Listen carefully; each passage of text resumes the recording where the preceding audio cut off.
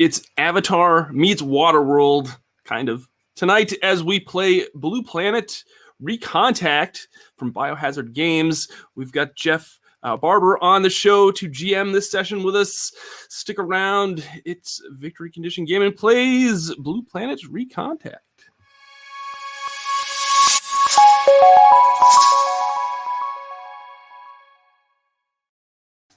Hey everyone, welcome to Victory Condition Gaming. My name is Doug. Today on the show, we're playing Blue Planet Recontact from Biohazard Games. I'm going to remind everyone that this game right now is currently on Kickstarter, and as you can see, it is funded and doing quite well in just its first day plus.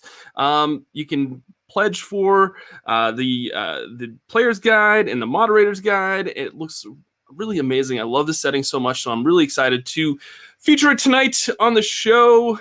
I will tell you that the link for the Kickstarter and for the primer for this game are in the description below, so make sure to check that out. Joining us tonight is the one and only Jeff Barber from Biohazard Games. Jeff, I don't know, we can't. I'm trying to bring Jeff on for a second. There we go, Jeff. Hello. Hey, I have to tell you, thank you so much for joining us. I think there was a little bit of connectivity. Yes, no problem. Thanks for joining us. Congratulations on the Kickstarter success. Thanks. Yeah, we're excited. A little blown away, actually. Surprised to be this far in this soon. Now, this is the third edition of this game, from what I understand. Yep, there was first and second edition. Both of those are long out of print. First edition, 25 years old now, or almost. And so we decided to come back with a definitive edition and new mechanics, all new art, full color. It's going to be a beautiful book. Nice, excellent. And this is a collaboration with Gallant Knight Games, from what I understand. Yeah. Or they're publishing it, or what's... Yeah, we just teamed up. They helped with my last role-playing project, Upwind, and nice. Alan's great, and he was psyched to do a new Blue Planet, and he's one of the motivating reasons why it's happening. So, he's been a big part of it. Excellent. Well, let's bring on your players. We're gonna have a session tonight, and we'll get started here. Let's bring everybody on. Everyone, thank you for joining us tonight. We've got some familiar faces, as always. Thank you, Amanda, Brandon, and Jason for coming on and joining us for this session. Hello. It's a pleasure to be here, Doug. Hello. Thanks for having me. Absolutely. Jeff, this is the part where I just pretty much just take my show like this. I kind of mold it into a little ball, and I throw it your way. It's going to go cross country. Yeah, there you go. All right. This show is yours, my friend. You're a brave man. A generous one, too. He's never done that for me. Jason's not allowed to handle. Jason never gets the ball. Yeah, but I have the ball now, Jason, so I could pass. So it you on. could give it to me. Yes, you could. Yeah. All right. Thanks for having me. This is going to be fun. I'm looking forward to this. I am not a big fan of the sort of front-end download of the rules. So as we talked about, we'd love to just jump into the story and play the game as it comes up. The core mechanic is pretty simple, and it's consistent throughout. So I think once we use an example, we'll all be able to roll along. Do you want to give us a little bit of a rundown of what this setting is? Sure. I'll give you my pitch, and then I'll give you one that a reviewer once used that I think is a little better, or a little more specific. It is a hard science fiction game. Takes place on Earth's first colony planet. They find through a traversable wormhole. Turns out it's a water planet, 97% ocean covered. The first colonists are abandoned as there is a agricultural blight on Earth that causes mass starvation. So for about 180 years or so, they're left to their own devices. Earth eventually returns with another mission, surprised to find that the original colonists have become 80,000 souls.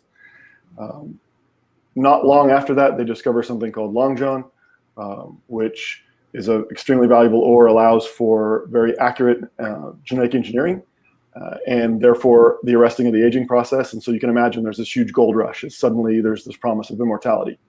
So the game takes place in the midst of this gold rush where you've got the natives, the original colonists, you've got all these mining corporations coming in, you've got the government trying to keep a lid on things, and all these weird mysteries going on in the back with various alien, maybe sapient species living on the planet. And so there's this tension where the game is played.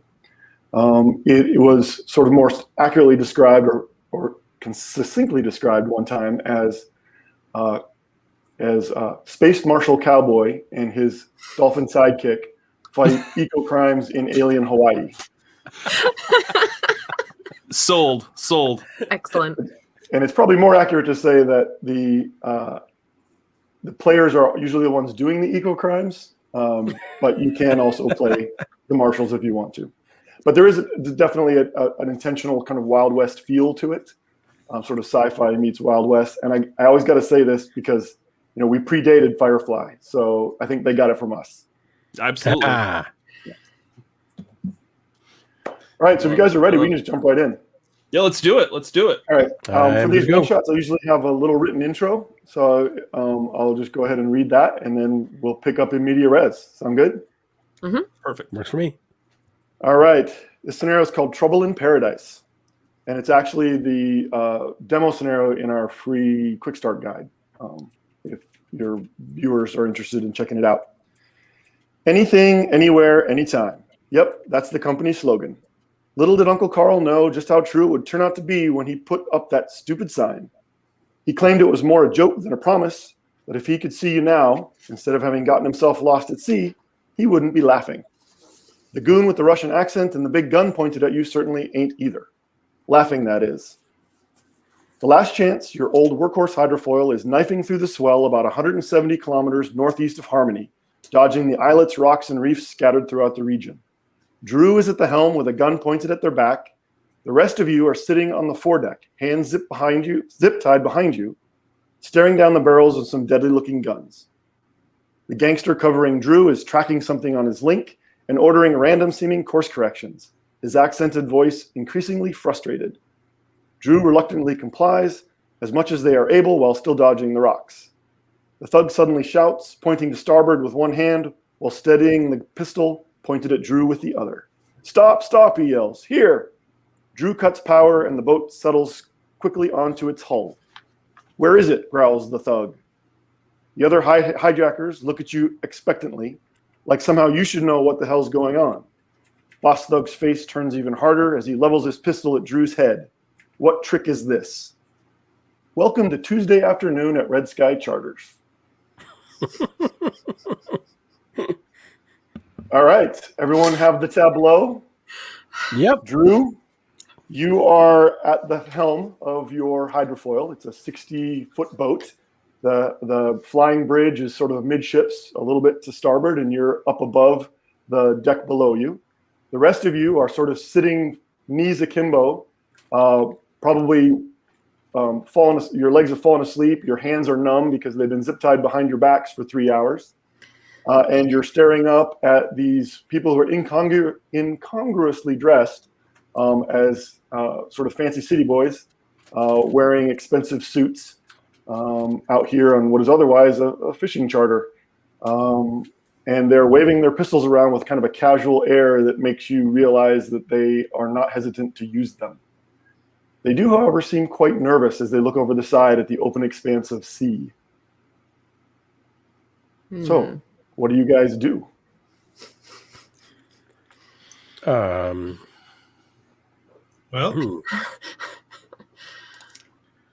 That's an interesting question. I nervously repeat, this is it. This is where you wanted me to take you. And here we are. He looks out over the water. There's not much of a swell today, and there's hardly any wind, so it's surprisingly smooth. And he just looks lost. He keeps looking at this device in his hand, his virtual interface, and he kind of tilts it towards you and points, and you get a quick glance. You realize that he's clearly got some cheap aftermarket tracking software that's showing probably you in the middle and a blip some distance away. But he's not holding it still enough for you to really get a good look. And he's yelling about it and waving his gun at you and then kind of sometimes out over the water, but then back at you again. It's important to perhaps note that you all have implanted Vs. so that you actually can convert your thoughts to radio signals and basically talk to each other without actually talking to each other. And the hijackers did not come prepared to shut down your implants, so they left that channel open. Nice. Okay. All right. Well, since we can talk without them knowing about it, how much longer do we want to put up with this? Are we just going to sit here until they shoot us all, or? I don't know. I mean, they at least need me because I can pilot the craft. I don't know how far they're going to get. Well, that. Thanks for that, Drew. Thanks, hey, Drew. Everyone needs a pilot, and I mean, I'm the only one here, so. So we're on our own, is what you're saying. So, Drew, your hands are actually zip tied in front of you because they're assuming you have to steer the wheel, right? But you also have a link that allows you to drive the boat from your bunk if you want, or from the head, or from the bow. I mean, you can drive it as an extension of your own body. They may not drive realize it with your brain. They wouldn't be surprised that you could do that, but they may not realize that you have that capacity at the moment. You can drive it with your brain. You should start making it seem like we're having some kind of problem and get them nervous. They don't seem to like being on the ocean. That's true. Just see what I can do. They might not buy it though, considering it is very calm water out there. Throw it into like a lower gear and make the whole thing shudder and like just make it seem like maybe we hit something. Out. Yeah, try to stall it, see if we hit something, make it sound like we hit something or encountered something scary. All right, I'll see what I can do. Everybody else has to act like concerned, okay? Can I just see if I could just throw it into first? Yeah, that would be great. Let's use this as a tutorial on how the core mechanic works. Just so you understand, do you know what a hydrofoil is? They look like a boat, but they have kind of like little wings that stick out the bottom of the hydrofoils themselves. And at slow speeds, it works like a boat, and that's what you're doing right now. But faster, it actually will kind of lift and skim through the water really quickly. And these boats use MHD drives. So most water vehicles on Poseidon do. It's like the Caterpillar drive from Red October, only perfected. And they're very fast, and it's basically a jet of water that shoots out the back. So you can control the speed with that, and at this point, you're kind of dragging through the water like a regular boat. So if you take a look at your character sheet,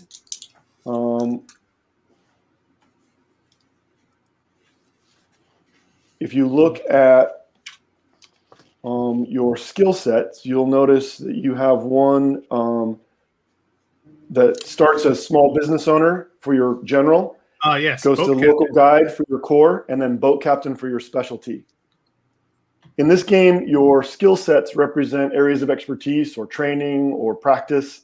Rather than individual skills, they represent all the things that kind of person or a person with that training or expertise could do. And you'll notice that they tend to go from a generalized version of that to more and more specific as you move from left to right. What that means is you increase the size of your dice pool, right? So Drew happens to be a small business owner owning Red Sky Charters, or at least having inherited it from Uncle Carl. Also is a budding local guide, but given his military experience as a pilot, he is actually a better boat captain, right? All those things are related, but he'll roll 3 dice on any boat captain test. The number to the far left of that skill set is basically your rank in that skill set. So Drew, you have a 3. Now you look at your attributes. The core attributes are cognition, psyche, coordination, and physique. You pick one of those that you think is most relevant to this situation, and you add it to that 3, and that's your target number for your roll. And that's the core mechanic for the whole game. It's attribute plus skill set, roll a die. There's some variations on that, but we can talk about those when you get to them. With the attributes, you'll notice that there are blanks sort of with handwritten focus attributes for each core attribute. And players get to create those for their characters, so you can make really nuanced characters, very specific to who you want to play.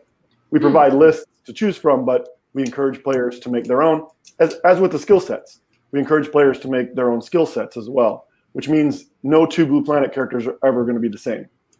And you can be as specific and as nuanced in who you're playing as you want to be. So in this case, which attribute Drew, do you think you want to use? I'd say cognition.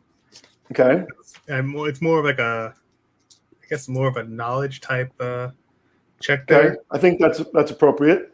I think you could also, if you chose, you could also use coordination, right? Because as you're plugged into the boat, it really becomes an extension of your own body.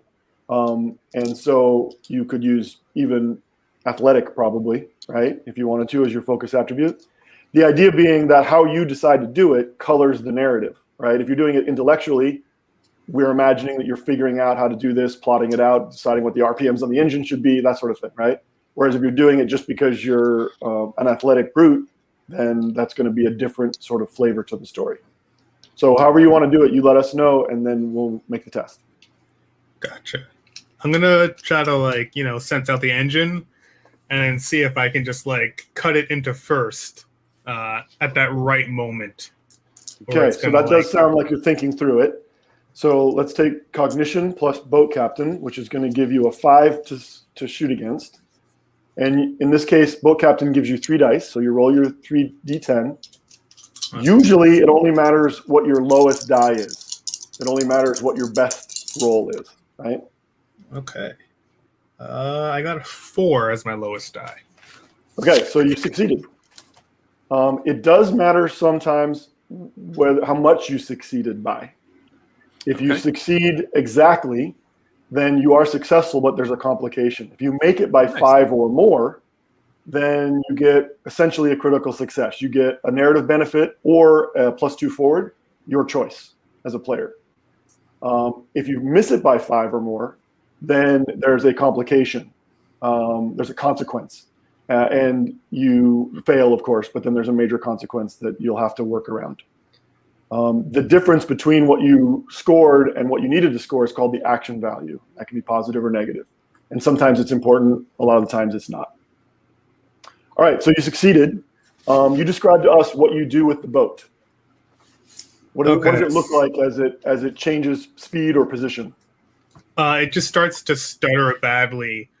Someone who is not really trained at this might think that there's a problem with the engine or something like that. And they'd be concerned because it's no longer a very smooth ride. They're no longer sitting there. It's kind of very, very shaky. Okay, it jerks. Everybody look concerned. Right? Make your concerned jerks a bit. The water jet seems to sputter out the back. The big rooster tail just turns into a kind of a relative trickle. The boat nose kind of sinks into the next swell. And if you guys are all turning your heads around and kind of looking, then you're going to get the thugs to also start looking. And because of your sort of shenanigans, Drew, you do have them sort of elevated in their concern. One thing that you would realize, most of you, some of you are natives, some of you are born and raised on the planet. That would be Digger, and actually just Digger. You are an aquaform. You have webbed fingers, nictitating membranes, your lungs collapse, you can hold your breath for a long time. The rest of you are all newcomers, but you've been here a while. Maggie, you're a Silva hybrid. You have gorilla DNA that was incorporated into your ancestors in a failed super soldier project. So you are. I'm also like almost 7 feet tall, according to you're almost 7 feet tall. You weigh about 375 pounds. You're a little hairier than most people. You got some big canines that are a little larger than most people. You're perfectly human, but everyone knows that you're a Silva, and you're just naturally intimidating as a result. Fish Boy, we'll talk about you later. You are a slight, pale, kind of normal-looking human with an interesting past. Drew, you also are a newcomer, but you have been on Poseidon for some time. These guys, obviously newcomers as well, clearly are members of the Gorchov crime syndicate. The accents give them away. I mean, it's almost cartoonish how easy it is to identify them. And the fact that they're dressed in their fine suits and leather loafers just seem extremely incongruous. But that's to your advantage, because the popular media has done so much to tell the world and the solar system back around Earth all the horrors that live out in the Poseidon oceans, that they are clearly feeling very uncomfortable, that they are certain at any moment something is going to attack the boat and potentially even eat it. The truth is, that's quite possible. You guys have just learned to deal with it professionally, and you just aren't quite as concerned about it as they are. But your heightened anxiety over the function of the boat and Drew's shenanigans with the boat have really elevated their concern. And you can see one of them is gripping the rail. One of them, the gun barrel is dangerously close to your face and wiggling back and forth as their hand shakes. Boss Man, who they've referred to as Dimitri, is almost foaming at the mouth a little bit as he waves his pistol and yells again at you, Drew, this time about what's wrong with the boat and how come you can't find it. Where is the cargo? What happened to it? Why is it still moving? I can't even see it. I don't know what to tell you. I mean, there's something wrong with the engine. I need to have my mechanic take a look at it. Is Digger with us? He's up in the bow. Yep. Yeah, I'm assuming so. Okay, so I might need to get my mechanic and the first mate Digger to go take a look at the engine under below deck, because it seems like there might be some issue with it. Drew, you're looking down from the flying bridge, and you can see all of them kind of sitting up in the bow. They're probably 10 feet away, 10 yards away, and you got a kind of an aerial view of them. So you point down at Digger, and you tell him this. He looks like frustrated, and then he just sort of shakes his head. He holds out the V and says, this is what we're looking for. We need this. Find my cargo. And you get a good look at it, and you realize, yeah, it's some kind of tracking program. But there is something moving towards the boat in kind of a lazy, slow, but closing spiral. You can see the track left behind in the little holographic screen. You can see numbers flashing. As a Air Force pilot and as a boat captain, you are pretty familiar with navigation programs and understand the relative values that this is showing you. Okay. Well, not only is the boat not moving, there seems to be something coming for us. And I don't know if you're familiar here, but there's a lot of unpleasant things out there in the water. So we definitely want to get this fixed so we can get your cargo from wherever it is, and then also get out of here. This is my cargo. This dot right here is my cargo. Why is it moving? I don't know, but if you want us to continue to follow it, the boat needs to move. Shoot the little one. He points down towards Fishboy. Wait, sorry. No, could we not? I'd like to not be shot, thank you. A couple pistols come up and aim at you. I would suggest you not. If there's any incident, he's the only other person who could drive the boat. So you might want to keep him in some sort of standing that he could possibly do that. Drew, do you want me to just tackle this guy? I'm sure I can knock at least one of these guys over, even with my hands tied behind my back. Yeah, we could totally knock these guys off the boat. I'd help, but point out that these are just zip ties. These aren't like tactical zip ties. This is a boat with lots of spare parts on it. They found these, and you've got like 6 or 8 of them wrapped around your wrist. To keep like a baby gate open. Wow. Yeah, well, I mean, there's a bunch of them wrapped around your wrist. They like overdid it with extras, but especially on you, Maggie. But they're not. They are not the same sort of one that the SWAT team uses. Drew, I could easily get out of this. Like in half a second, I could be out of this and strangling one of these guys or knocking them off the boat if we need to be doing this.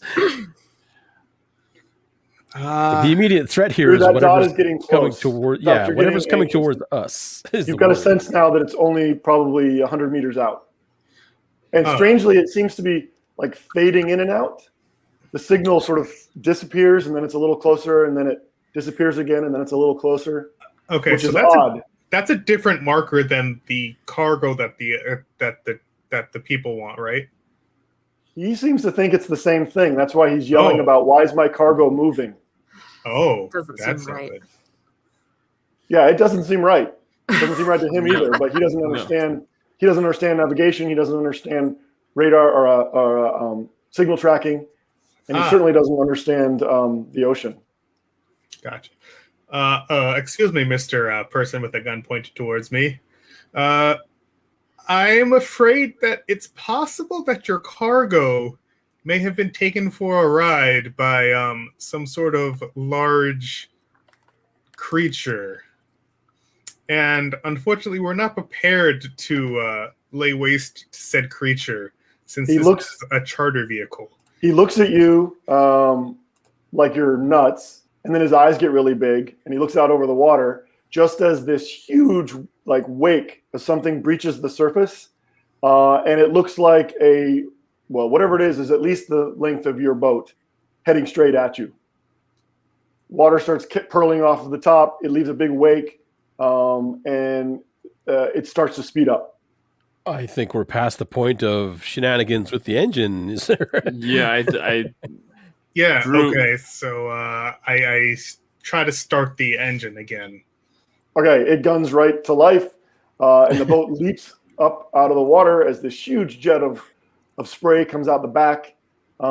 Give me a boat pilot or a boat captain test again to see if you can get out of here fast enough without getting rammed.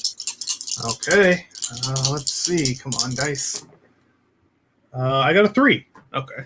All right, you succeed. But in the moment that the boat leaps out of its place in the water, whatever this thing is crashes, kind of doesn't quite leap out of the water, but it does bring a big part of its bulk out and sort of land where the boat was, and then crash in a huge splash of white spray. And you gun away on an arcing curve away from ground zero. Okay. We really need to not be stuck in these zip ties any longer if that thing's going to be chasing us around. Yeah, I agree. Can I tackle him now, Drew? Yeah, Drew. Go for it. I think that might be a little off balance because of that sudden departure. How many are there again? There's 3? There's 3 up front, and then Dimitri on the flying bridge. So there's basically 1 each. Okay. Right. Okay.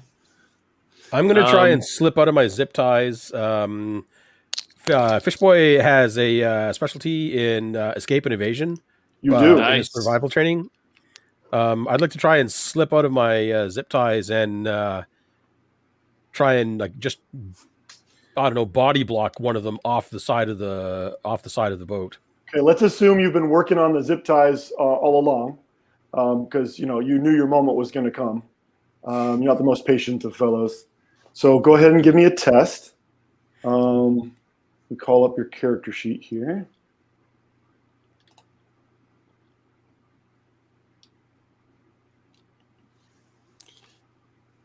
I mean, it's not totally off that you're not the most patient of people.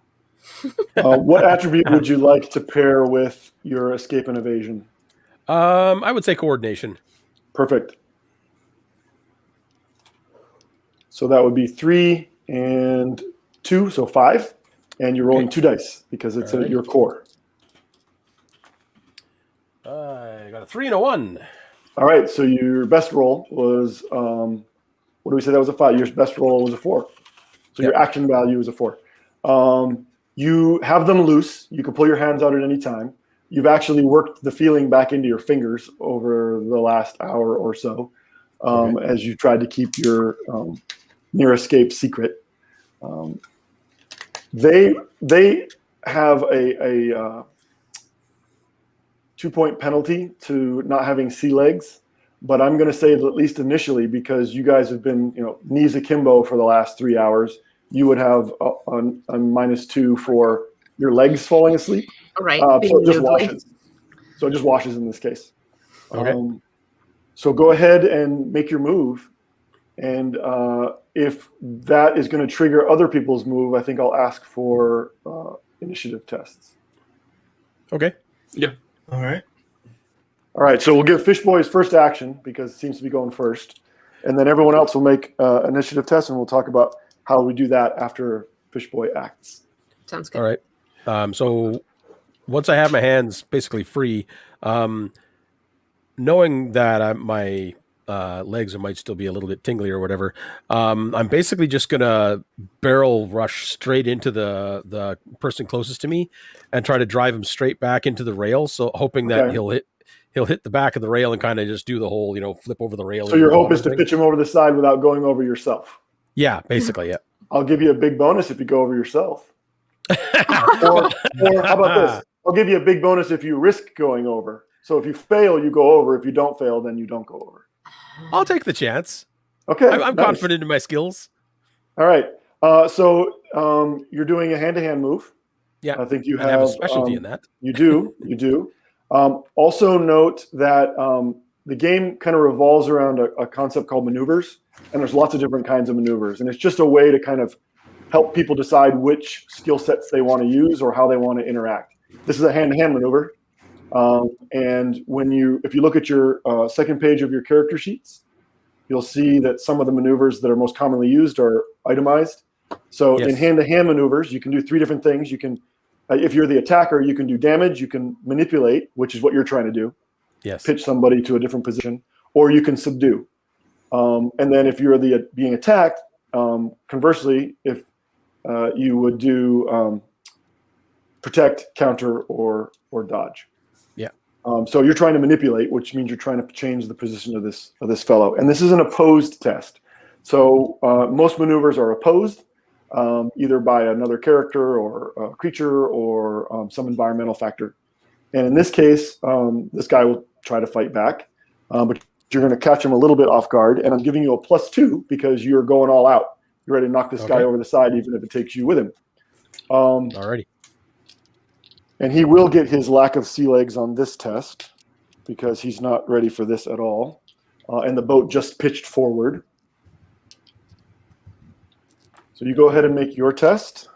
My best result was a 6. I rolled 2 4s and a 6. Okay. Remember, you're trying to roll low. Trying to roll equal to or lower than. Yeah. So you rolled a 4, and your target number was what? Target number for that. Which am I still using coordination? That's up to you. You could use coordination straight up, or I think in this case you could use acrobatic. And pair that with your hand-to-hand, your hand-to-hand instructor. Okay, yeah, so my target would be 7 then. Your target will be 7, which means you made it by 3. He made it, but not by 3, so you succeed. That's the nature of the opposed test. You've got him up against the rail. He goes back over and pitches into the water with a scream that is rapidly cut off by the fact his head goes under the surf. So everyone else now needs to make including Fishboy, make a initiative test. And this is a slightly different kind of test. It's against just an attribute. And you pick the attribute that you think is most relevant. Usually it's coordination, because usually initiative is about going fast. But maybe it's about thinking fast, right? Or maybe it's you're doing something with your fingers, like a card trick or something. And I don't know how you do a card trick, and it would matter whether you did it first or not, but that's the point, right? Right. So to do an attribute test, it's just a single die, and you start with a base of 5. So you add your attribute to that because a normal unmodified human average attribute is 0. So you can have positive numbers and you can have negative numbers based on what kind of attributes you have. So you start with a 5 and you add your attribute to it. So you may get a 7 or you might get a 3. But then you roll 1d10 against that and try and roll again low. And the action value of that roll is where you go in the order. So it's really pretty simple. I rolled equal to my target. I rolled 1 over my target. Okay. And usually as a game master, I'll just start counting down, right? So anybody make it by 5, 4, 3? So what was how do you calculate the target number again? So you take 5. It's always a 5. And then you add the attribute that you're using, in this case, coordination or something more relevant. And then you just roll against that. Okay.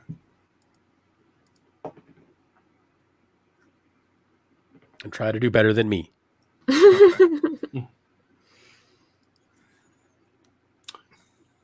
I made it by 3. I made it by 3. Yeah. Okay, so we got people tied at 3. The opposition, Dimitri did well. The opposition is caught completely off guard. I'm going to say mostly because of the way the boat pitched forward all of a sudden. And they are going very slow. So we are down to 3. There's a 3-way tie. Drew, the gun comes up as Dimitri realizes what's happening, and he's swinging it around to, you assume, take a shot at you.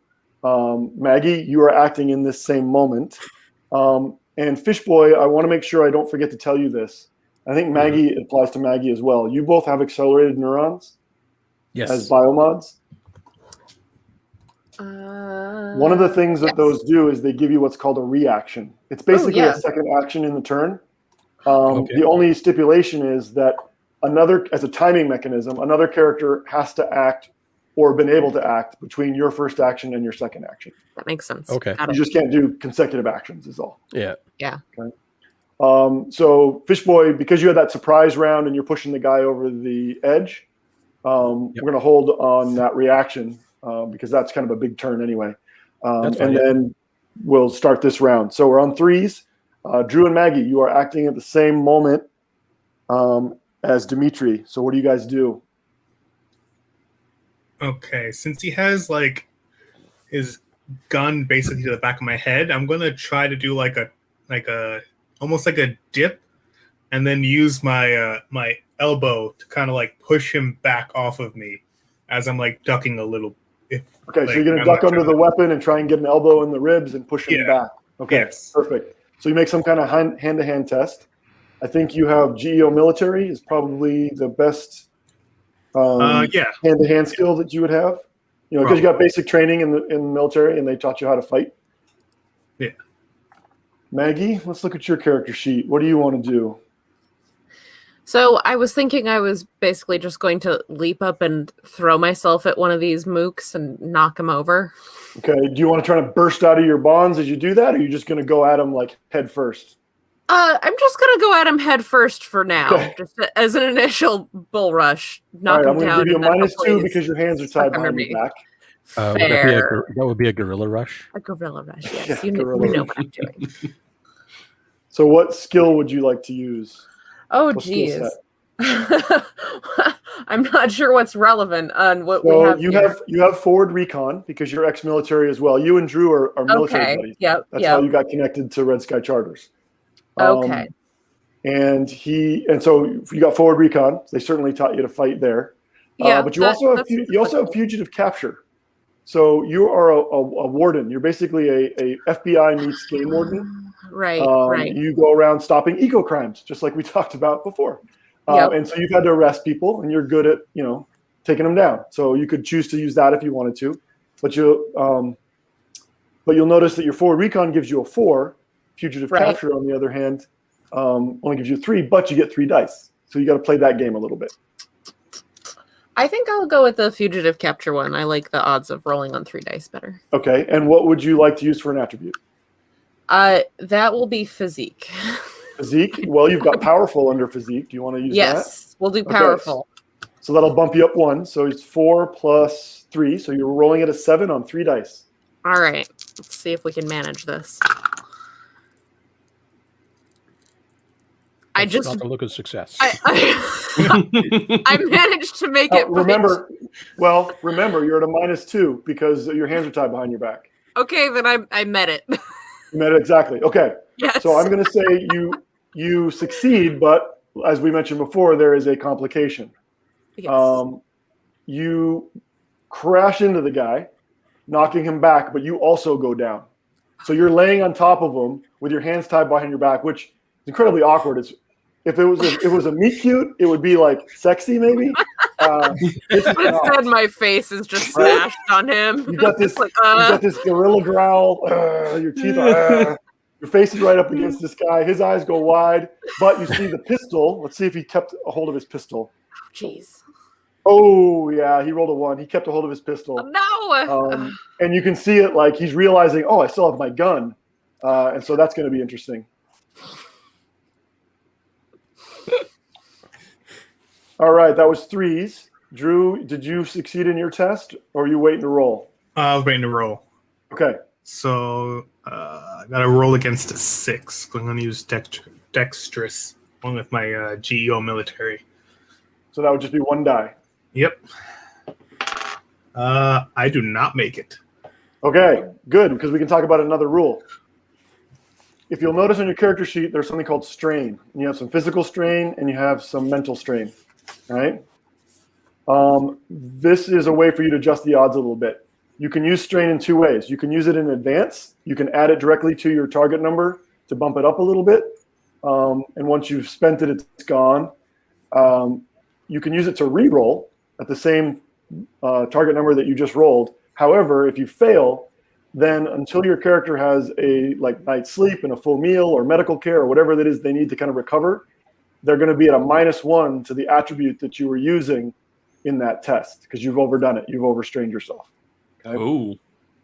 Oh. And strain comes from your attributes, and it can be particularly valuable depending upon the circumstances. So you need to spend it for this scenario. It's probably all you get because there won't be a long rest. So if you want to spend it now, that's great. If you don't, you can save it for a later moment. I'll play those odds. I'll re-roll. All right. Come on. And that just uses 1 point of strain, correct? Yeah, in this case, physical strain. Okay. That was surprisingly worse. Okay. Do you have any physical strain left?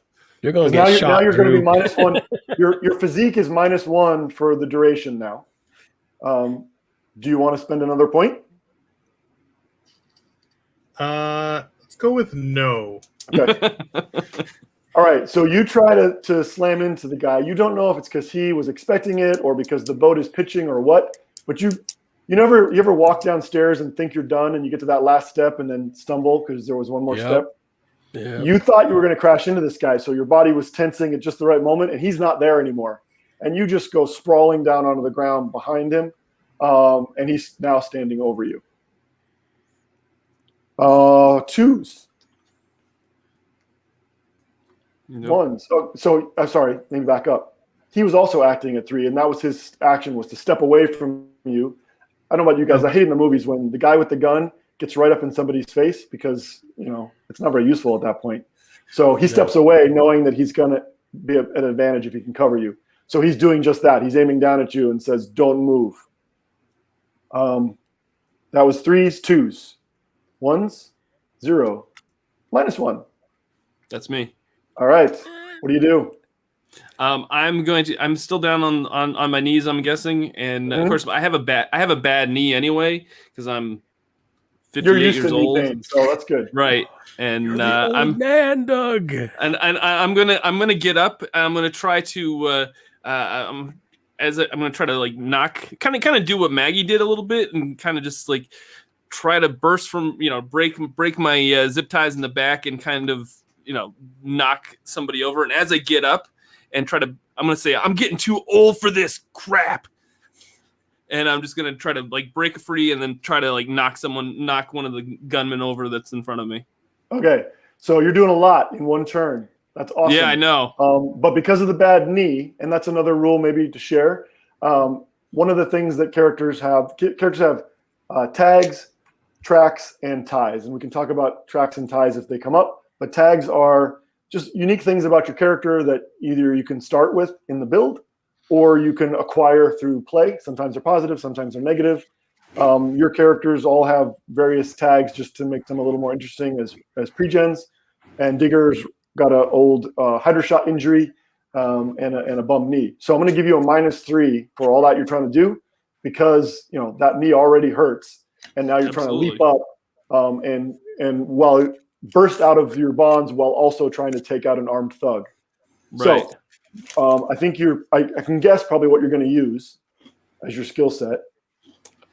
I'm thinking probably the physique as your attribute, and then you're going to pair my it attribute. What do you want to pair I'm it going with? to pair it probably with Brawler. I'm Brawler. guessing. Yep, that's what I was assuming. Yep. Okay. So your physique, let's say you've got big or tough. You could use either one of those. It'll give you the extra +1. Yeah, I'm gonna use the big for sure. Okay. So you're not as big as Maggie, but you're still big for a human. Right. So you've got a total of 4, but you're at a -3. So you're rolling 3 dice against a 1. Now here's where you might want to put some physical strain in, right, to raise the number a little bit. Right. Yeah. Can I do more than 1 physical strain? Can I do two physical strain? I'm gonna do that. Why don't I do that? And when you spend it in advance like this, you don't lose the attribute points if you fail. Okay. So I'm rolling 3 dice, trying to get a 3 or less. Yes. And I got a 3 exactly. Perfect. So you succeed with a complication. You are trying to. No, your goal was to knock into somebody as you broke free, right? Right. Kind of get up and kind of shoulder the guy in front of me, as well as trying to as I'm trying to move forward. You collide with the person, uses the momentum of the collision to break free, and then wrap your arms around them, tackle style, and unfortunately, you grab the guy and you push back against the gunwale of the boat. And his gun and gun hand are now pinched between your chests. So he can't bring it to bear on you, but you can't back off because that will allow him to bring it to bear on you. So you basically just squeeze harder so that he can't shoot you. You're just snuggling now. Yeah, that's so we have right. two meat cutes going on, or meat violence. All right. One thug has gone into the water. One is being laid on top of. The other is being hugged. And Dimitri has already acted. Fishboy and Maggie, you both have reactions and can use those now. Oh, wait, no, Fishboy, you still get your first action because you were lower in the initiative order. So go ahead and take that first. Yeah. Okay.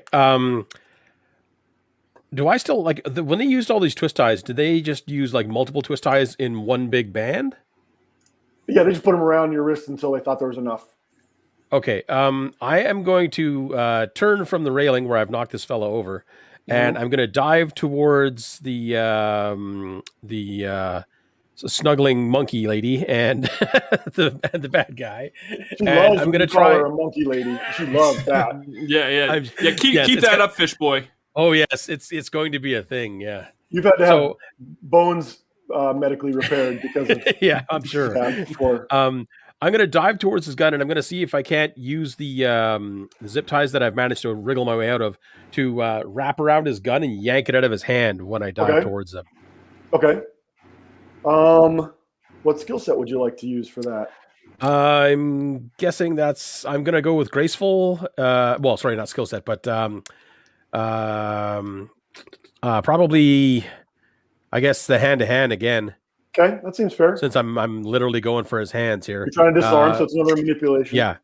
Yeah, with graceful for the attribute. So I'm going to be rolling 3 dice. Got a 1. All right. And what was your target? I'm sorry. Target would be 7 for that. So okay, so you get a narrative benefit or a +2 forward. So the narrative benefit is something we can kind of agree on, and usually gives you a little bit of some kind of story advantage or something you're trying to accomplish. And then the +2 forward is just a +2 on your next relevant roll. I would like to try and flip the gun up to the top deck where Drew is lying on the ground. That's your narrative benefit. Okay. Yeah. I'll say that it keeps it away from the bad guy, and it puts it in range of Drew, who's going to need some sort of help. I do have to roll to see if this is opposed, right? So I do have to roll to see if he manages to hold on to it. But he's being pinned by 375 pounds of monkey woman. I can say that because I don't have a character to get punched. But so he's going to have a big penalty to doing that. And he does not succeed. You grab it out of his hand, and if this was a John Woo movie, there'd be some doves flying by, and you'd fling the gun up towards the slow-mo toss. bridge in slow motion. Love it. Drew is laying on his back, however, and can't see what's happening. So a gun just comes flying up over the edge of the flying bridge and lands on the deck out of your sight. So you don't even know what happened to it. You just hear it clack to the deck. For all I know, it's gone right over the boat. Yeah, no. Yeah. I'll land next to Maggie and just like bump into the two of them there and be like, "Stop monkeying around." But the camera does a quick cut to Drew's kind of head turning fast to see the gun laying next to you, and Drew and Dimitri's head snapping over to see the gun laying next to you, and now it's on. So, all right. So I think that's all the way through the initiative. Anybody want to use their reactions? So Maggie would get to go now, and then Drew, or Fishboy, you could go after her. Sure. Right. Yeah. I'd like to now try to break out of these zip ties since I realized the flaw in my plan. Okay. So let's see. I think this is just a straight up physique test. Yeah. Actually, you have a skill set that's actually really useful in this case. Fugitive capture. You've zip tied a lot of people. Oh, that's true. You know I know right. the weakness of the zip tie. All right. Yep. All right. So I'm going to try to bust out of these here zip ties. So that's the 3 dice and then the 4 for the physique, right? Yep. Okay. And -2 for being hands tied behind your back. It's not a good place to start. Right. Okay. So 5 is the target. Yep. Right. Okay. Just trying to make sure I follow. Oh boy. I managed to actually succeed by 4. Nice. Okay. So there's this rending sound as this plastic all snaps. Like I said, you're a little hairier than the average person. I mean, you're not exactly furry. You're just hairy. You kind of rip the hair off your wrists as you pull these apart, but you're not paying any attention to that. Suddenly, you are now kind of like in push-up position with your big meat hooks of hands on either side of this guy's head, and your growl turns into like this sneer as you stare him in the eyes. Yeah. Okay, Fishboy, you've got your reaction. We've been disarmed, I'm assuming, right? We don't have any of our equipment. Okay. I mean, there's various things around the boat, like there's an anchor chain, there's a boat hook, there's there's equipment, fire extinguisher, that kind of stuff, but improvised weaponry. And you do have things below deck. You've got rifles, and it's a dangerous place, right? You've got rifles and spear guns and. I will grab a nearby fire extinguisher, and lob it at Digger and his guy, trying to hit the bad guy, obviously, not Digger. Okay. All right, so you grab it. What skill set do you want to use? Oh, I'm not sure about this one. I think this one would probably just be just. I don't know. I can't call weapons training a weapons specialist on fire extinguishers. I'm assuming. Let's see. I would say you could use maybe just plain combat training. Yeah, I'll give you combat training. Improvised weapons got to be a part of combat training. Yeah. And maybe we'll give you a -2 because it is an awkward sort of thing, and you still have to grab it off the rack. So no doubt. It's a pretty heavily modified system. Moderators are encouraged to give bonuses and penalties. Yeah. We call it the rule of 2. Anytime you can think of an advantage, you get a +2. Anytime there's a disadvantage, you get a -2. So if, as characters, you think, hey, the deck is wet. The guy I'm fighting should slip. Let me know that, and I'll give him the -2. All right, so I'm going to use combat training and I guess coordination for this would be for the throw. So you've got 3, 6, -2, 4. So 6 -2 is a 4. And I'm going to use a point of physical strain to pump that by 1. Perfect. So that'll give me 5. Yep. On target. And I rolled a 9. No. Maybe I should have yelled duck first. I think to Digger. Yeah, so you could spend some physical strain if you have any left. I only had 1 physical strain. It's gone. Okay. Yeah, you are kind of a small guy. All right. So the fire extinguisher, you grab it. The audience watching the movie is super excited because there's going to be that heavy clunking sound as you hit somebody with a fire extinguisher, and you chuck it, and instead it's like that kazoo noise as it just goes flying over the side of the boat into the water. And the guy looks at you over Digger's shoulder, and there's not much he can do other than glare. Yeah. Hey, I had to try. Yeah, had you rolled much worse, you would have hit Digger with it, which would have been hilarious. See, that's what I was worried about, because when I was thinking I should have said duck, I was thinking that by rolling that badly, I was going to have a chance to hit him. Well, you didn't miss by 5, so. All right. That's it. That's it for the round. Yep. So everyone rolls initiative again. By way of warning, Blue Planet has a fairly lethal system. So once people start shooting guns or using explosives or knives, combat does not last long. So I noticed that, actually. You should be armored up, and you should avoid getting shot in this game. So in rolling initiative each turn, instead of sticking with one initiative, does tend to sort of even it out. So the faster characters do consistently go faster than the slower characters. Otherwise, it could really hamper short combats. All right. Oops, that didn't work. Try that again. All right. I just noticed I also have a +1 on my initiative too for spyware. So that's only if you are trying to anticipate what somebody's going to do. Oh, so okay. You see them flush, or they look like they're getting ready to act. You can sense that through the IR and through the electromagnetic impulses of their nerves. So in this case, everyone's already fighting, so there's no advantage. It's kind of a wash there, yeah. Yeah. Right. My initiative rolls for this round are a 10 and a 9. So you guys are all going before the bad guys. What do we got here? Anybody make it by 5? Not necessarily. Oh, well, okay. If I also rolled a 10. Anybody I got a 3. Anybody got a 5? Sorry. 4, 3, 2? 3 is me. 1? 3, okay. So you act. The fire extinguisher goes pitching over the side, and you stand there. Oh, okay. Crap. I'm just going to move into hand-to-hand with Digger and his bad guy, and try to land a punch on the guy's head to see if I can't either distract him or at least loosen him up a bit. You get a +4 because he's being held and by a big guy, and he's not moving anywhere. And so you've got a chance to speed bag his face, really, if you want to, right? Because he's just standing there. Cool. So go ahead and give me a hand-to-hand test. Alrighty. So that's going to be 3 dice with, I'm guessing, coordination on that, or is that going to be physique? You could use either one. Your character, I imagine, uses coordination. They're small and wiry. Yeah. But it's up to you. All right. No, I'll use coordination. That's fine. And you get a better score. Okay. You're punching for soft spots. You're punching for the nose. You're punching for the point on the jaw. You're not just trying to go for the hard hit. All right. So my target's going to be 6 for that. And you said I had a +4? Yeah, because he ain't moving. There's no way you can dodge. Alrighty.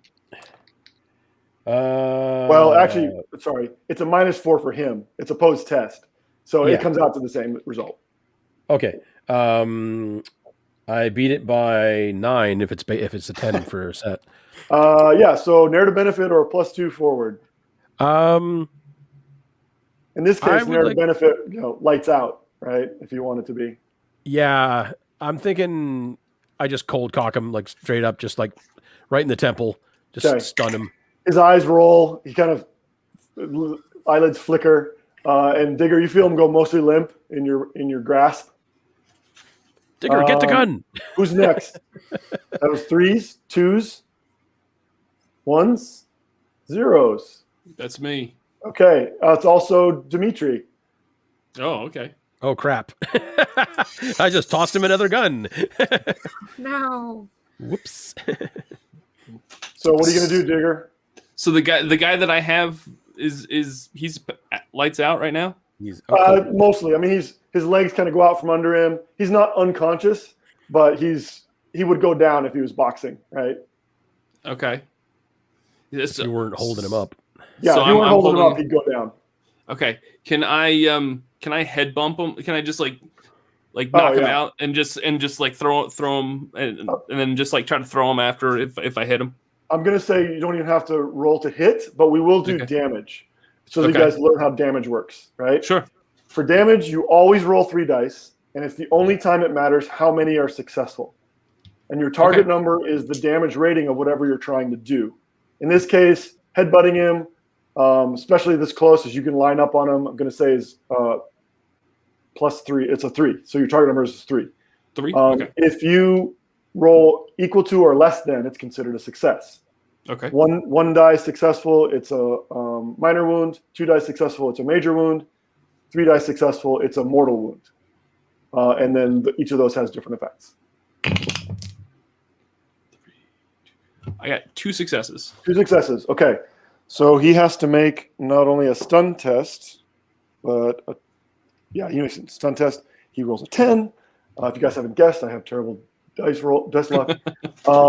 There's a crunching sound as the bridge of his nose gives way. His eyes do roll back at this point. Blood starts spewing down his chin.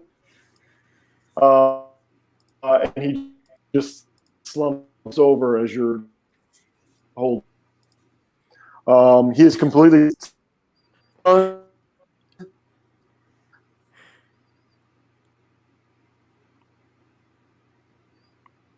there we go. Jeff? We lost you for a minute there, yeah, Jeff. he is stunned and out of it. Oh, I'm sorry. You all kind of froze for a second. I thought maybe I was all alone. You clock him in the bridge of the nose. They get that part. Bridge of the nose shatters. Yep. Blood comes down his chin. And he just rolls back, and he's limp. He's not dead. He's just essentially incapacitated. All right. I'm just gonna let him crash to the floor. I'll throw kind of throw him down. Yeah. The gun clatters on the deck next to him. I said grab the gun. Blood is mixing in the seawater on the deck. I'll grab the gun if I can, but if I'm allowed. Yeah. You reach down for the gun. All right. That's what I'm gonna do. And you went on. I'm sorry. You were going on. What was our 0? Count? That was 0. Drew. Dimitri, you see him, there's a moment, and you'll wonder for the rest of your life, assuming you survive this afternoon. Could be short. How close he was to shooting you. You were sure he was going to shoot you. You tensed up knowing that the bullet was going to hit you. But in that moment, he must have realized, you're the boat captain. He didn't want to shoot his way out of here or something. But he, instead of shooting, kind of lunges forward to try and kick the gun out of the way. And he quite deftly kind of walks over and kicks it into the gunnel, and it disappears through the scupper where the water would run out. And if the boat wasn't racing ahead at high speed, you would have heard it splash into the water.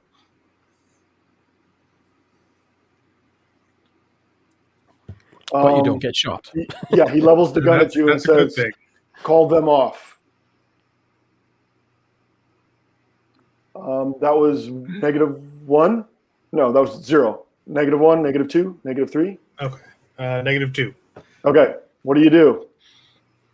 All right. So since he turned... Oh, sorry. One more thing. Fishboy and Maggie, you can also use your reactions now. Maggie, when was your action? Have you acted this turn? Oh, not yet. You're way down the order. Okay. I'm way down. Fishboy can use your reaction. But Drew, what are you doing?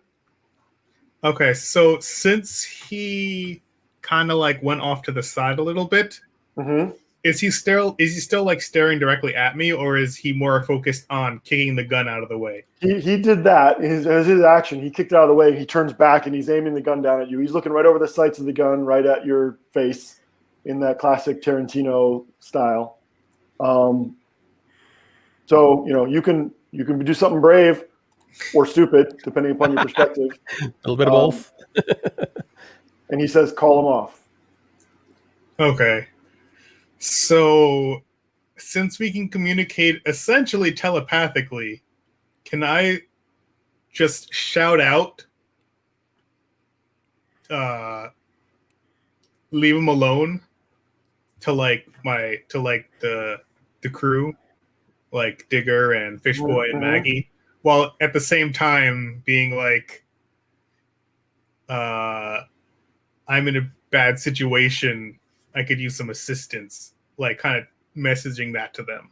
Okay, so you use your voice to call out, stop, back off, stand down, and then you use the link to tell them, I'm in trouble, I need help. Okay. Yes. All right. Cool. Yeah, so you kind of just put your hands up, tied together, just sort of like, the best I can. It's kind of weird. Okay. But all right. Maggie, you're still laying on top of this guy. Yeah. It's got to be your turn at this point because they did so poorly on their rolls. I also did so poorly on my roll. I'm at, yeah, but you're faster than he is naturally anyway. So yes. So yeah. Oh, geez. All right. Well, the boss wants me to come and help him. I'm gonna stand up. I'm not gonna continue to beat this guy up if I've been told to stop. So I'm gonna get up.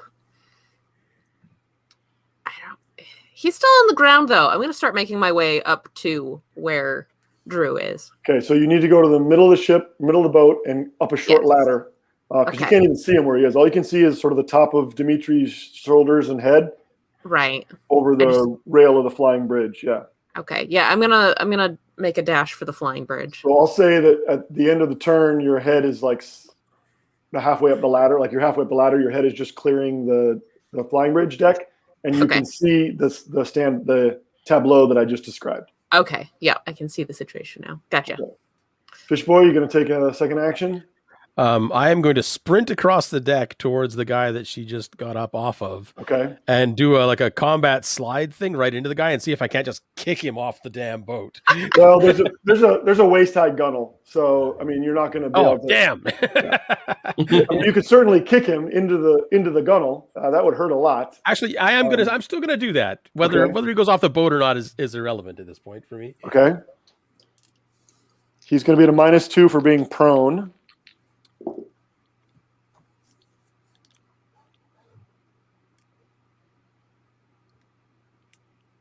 All right, so that's going to be 3.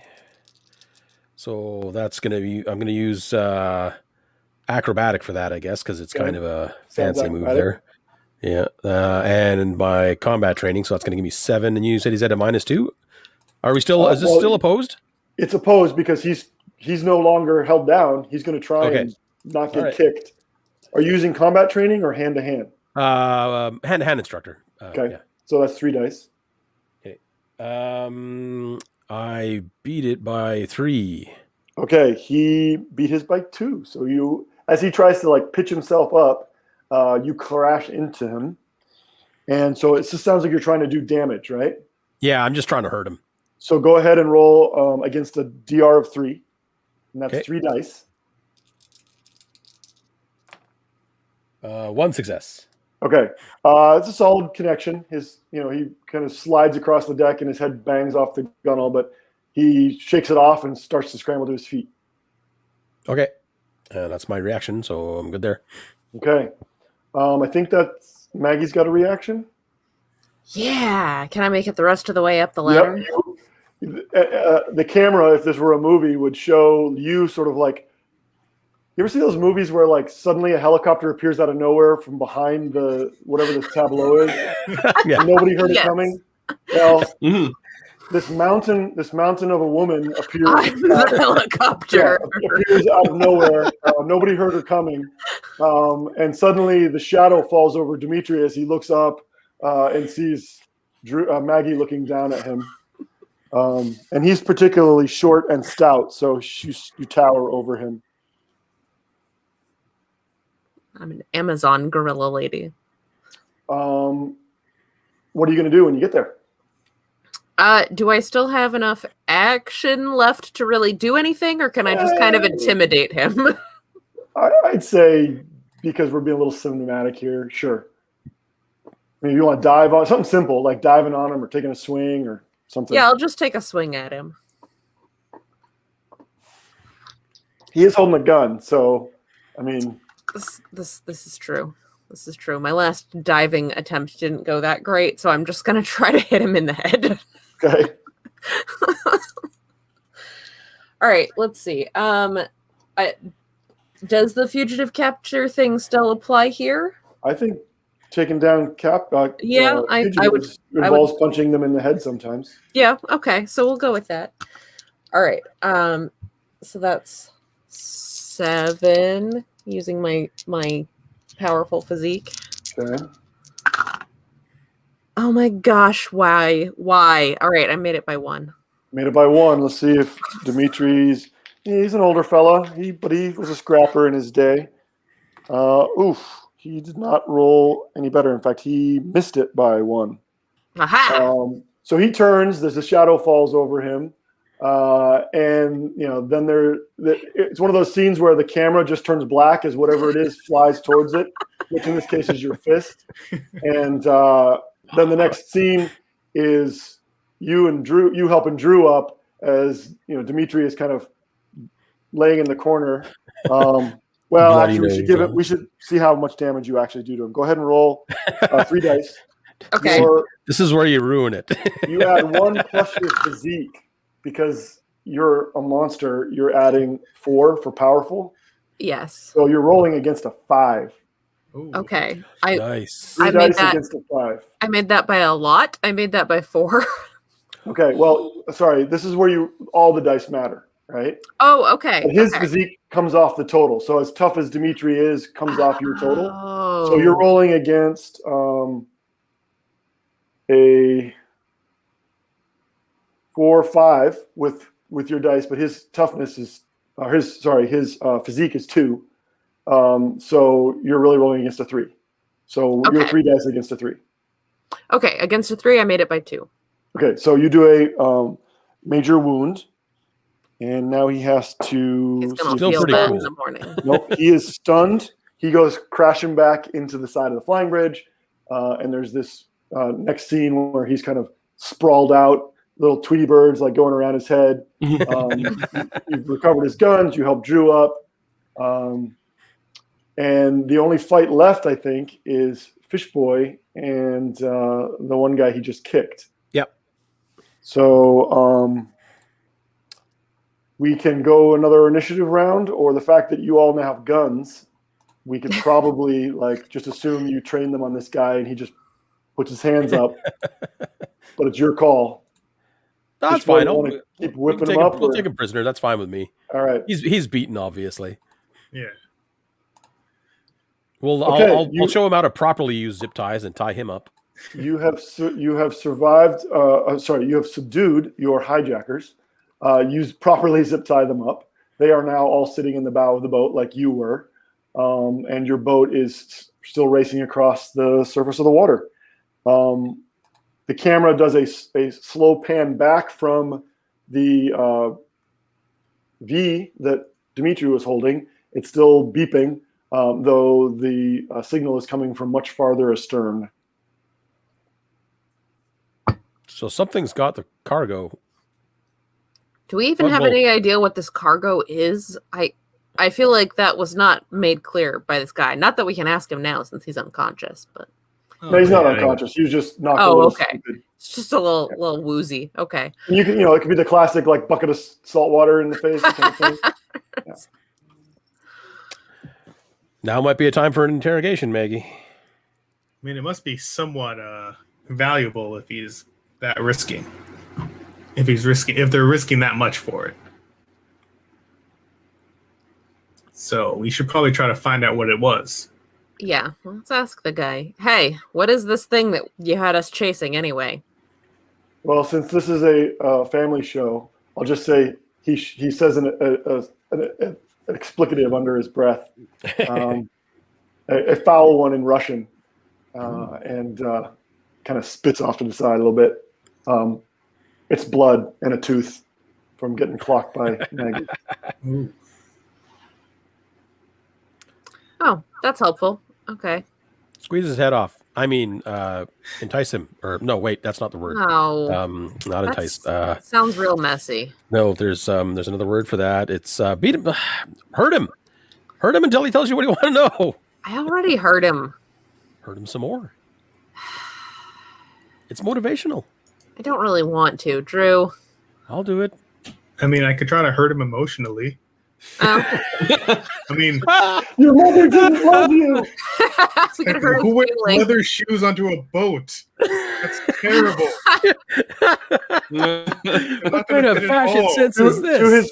To his credit, Drew has stand-up guy as one of his skill sets. So, oh my god, that's hilarious. I don't really have anything for interrogation, so I'm really well. You know, I can be ruthless. I can be ruthless. I mean, that's why I'm saying like we need information and we need it now because I mean. But do we really? We could just go and get whatever this is. Well, I mean, I feel like it's following us inside of that thing that almost capsized the boat. Right. So getting it might be difficult. It seems to have sort of given up on can't keep up with the boat, so it's not really following you anymore, and it's falling farther and farther behind. It's just kind of milling around out there. We should go back and see what it is. I mean, we can now that we're not under the threat of violence from these guys. I mean, we can always kind of like rig them up and use them as bait. That I like. I thought you were the nice guy. You see several of them, their eyes get real big. They look at each other, and one of them's like, no, please. I'm like, we're not actually going to do that.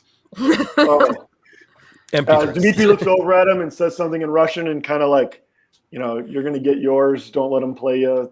Stop letting him get inside your head. Why do I have such a stupid nephew?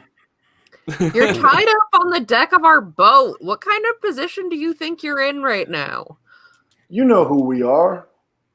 This is going to go bad for you. Just in case we don't, can you just let us know who you are again? So Maggie, you are law enforcement adjacent as a warden. Well, no, it's not adjacent. It's just a very specific kind of area of law enforcement. Mm-hmm. And it's trivial for you to know that these guys have to be part of the Gorchov crime syndicate. Right. And it's enough of a thing that it's like a cliche on the planet. The Gorchovs are this extended family that is really no longer a family. It's just this organization that controls almost all of the organized crime on Poseidon. With the sole exception of the city where you guys live, which is Harmony. Harmony is controlled by a native gang called the New Gaia Collective, the NGC. And there is sort of a detente between the NGC and the Gorchov family. Gorchovs don't operate inside Harmony, and the NGC doesn't expand outside of Harmony. Harmony, imagine if Las Vegas was in Hawaii. That's Harmony. Surrounded by it started as a large native community, and it's one of the only places that major cities that isn't, at least on paper, under the jurisdiction of the GEO. There's a weird charter in the past that has left it sort of to govern itself, and that's what makes it sort of a bit of a haven for, casinos and criminals and all of the things that operate in the shadows. So yeah, you are quite aware that just by their accent and behavior and the fact that they are taking such a risk, that they have to be Gorchov family. And no, we knew it was them. I was just saying that to add more emotional pain. I don't even know who you are.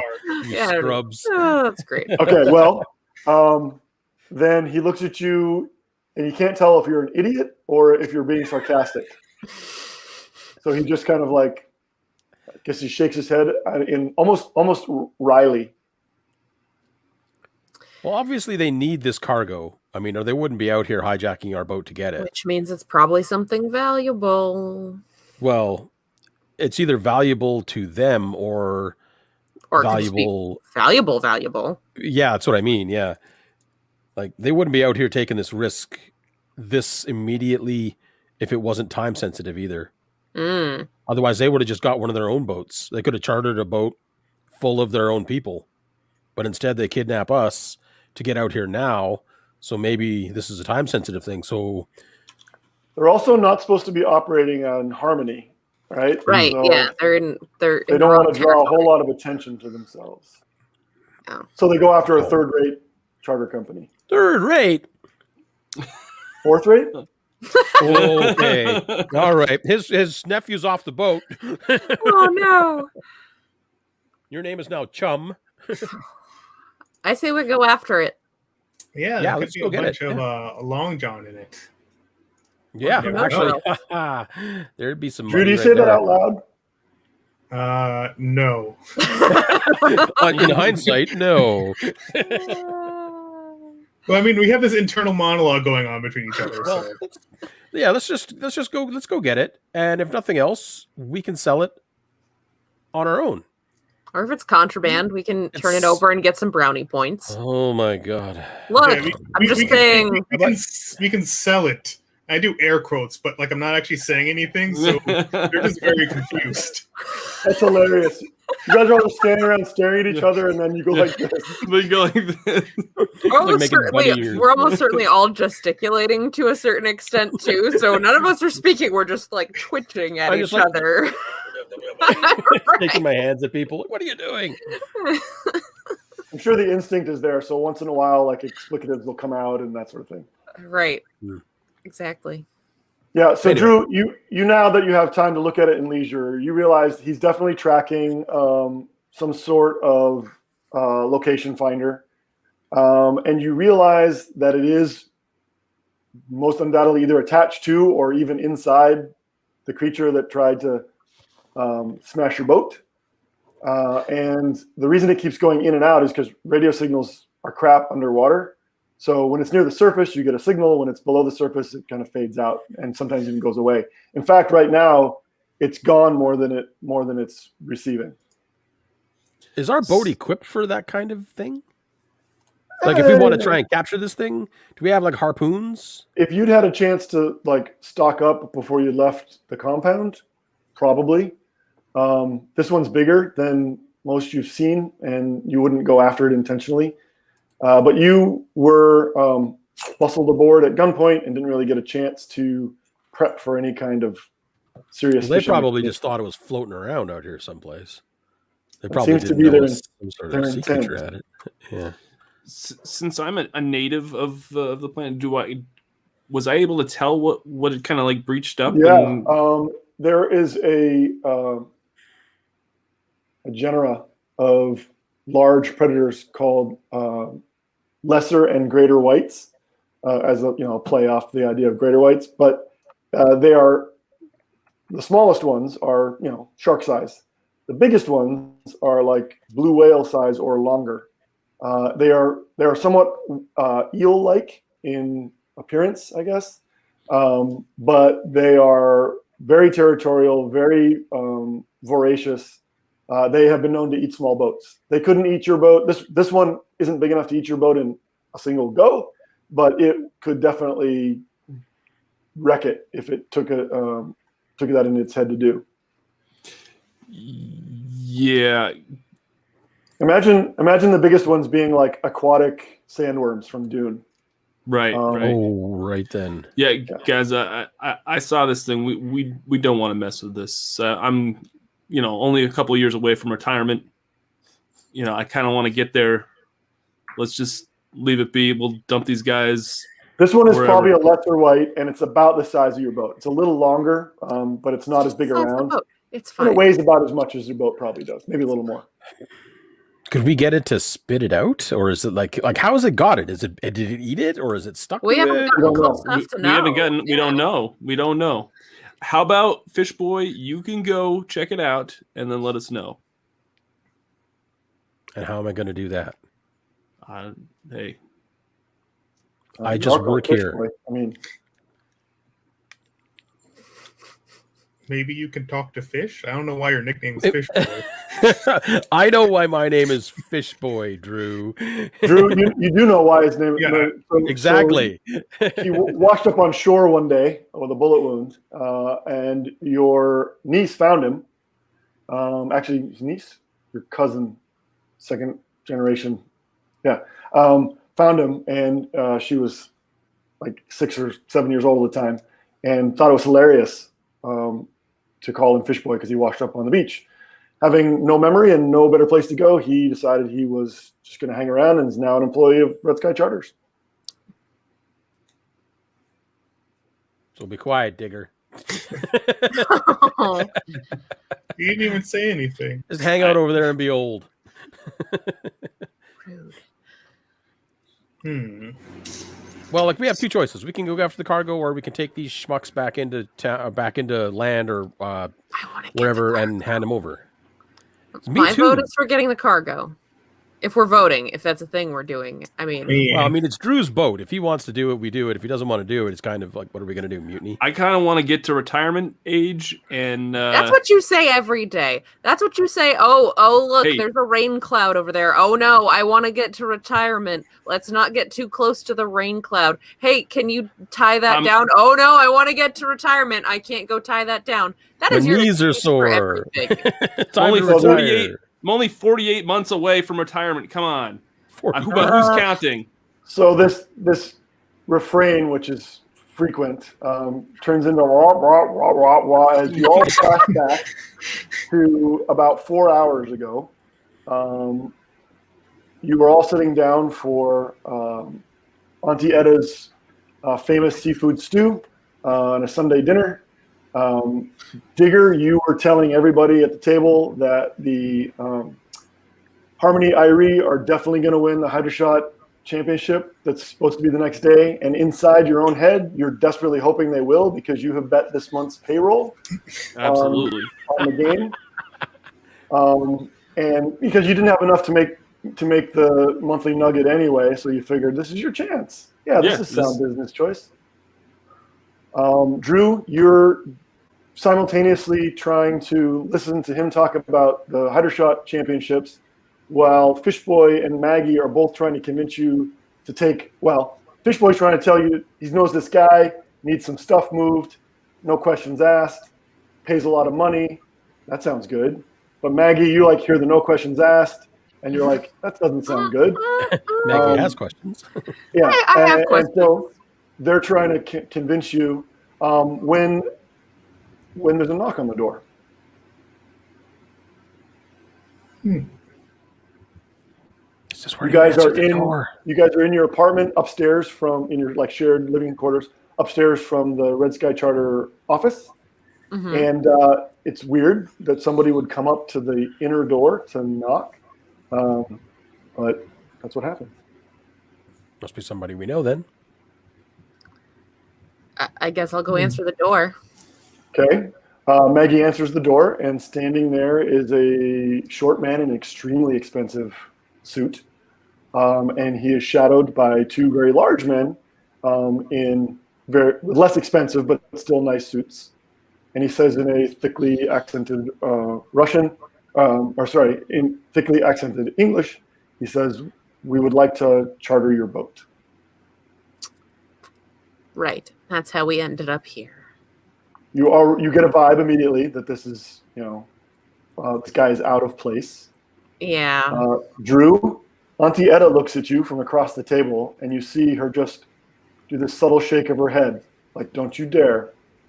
But she recognizes the accent, and she's not NGC, but she's kind of NGC adjacent.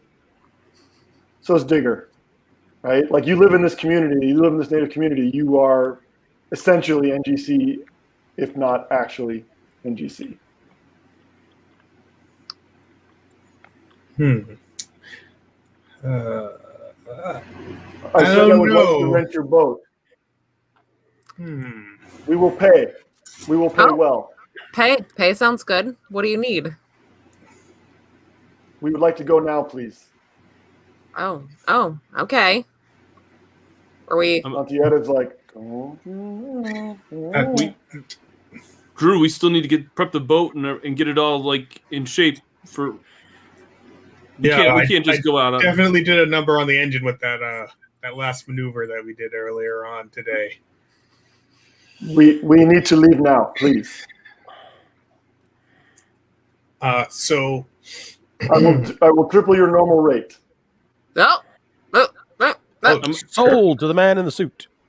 I'm gonna look at him and be like, I don't know if you heard me, but the boat's out of commission for a little while. We need to do some maintenance on it. Triple it. Triple it. Just buy a new boat in a second. So there's this long pause where everyone's feeling a rising strain, and those of you with the appropriate kinds of experience are beginning to feel like there's a initiative roll coming on. When another thug comes around the lower landing with his hand on the shoulder of Bethany, Drew's very young niece. And he kind of pointedly squeezes her shoulder. She's got tears running down her face. And then we flash forward to the moment where you guys are arguing on the boat about, whose fault it is and being old and whether we want to get the cargo or not. This is where we So throw back them off the home, boat. apparently, there are several thugs that are keeping Auntie Etta and Bethany company. Right. So we have to get the cargo. So maybe we can lure it somewhere shallow.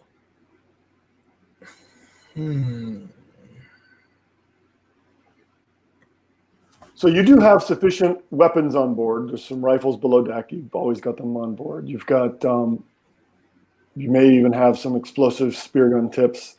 You could, if you are careful and skillful and lucky, eventually kill it just through blood loss and fatigue. It would be messy and hard and probably attract all the other scavengers and predators in the area, but it's not so much that it is unkillable. It is just a challenging prospect.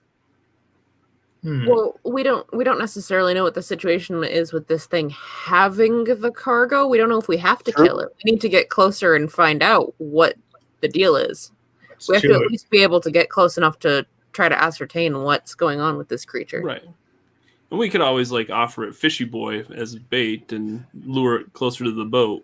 One more time, and you are gonna hang. Why are you gonna offer Fish Boy? There's two perfectly good thugs right over there. Yeah, but they don't, Go on, open your mouth one more time, Digger. All right, let's see how close we can get to this thing.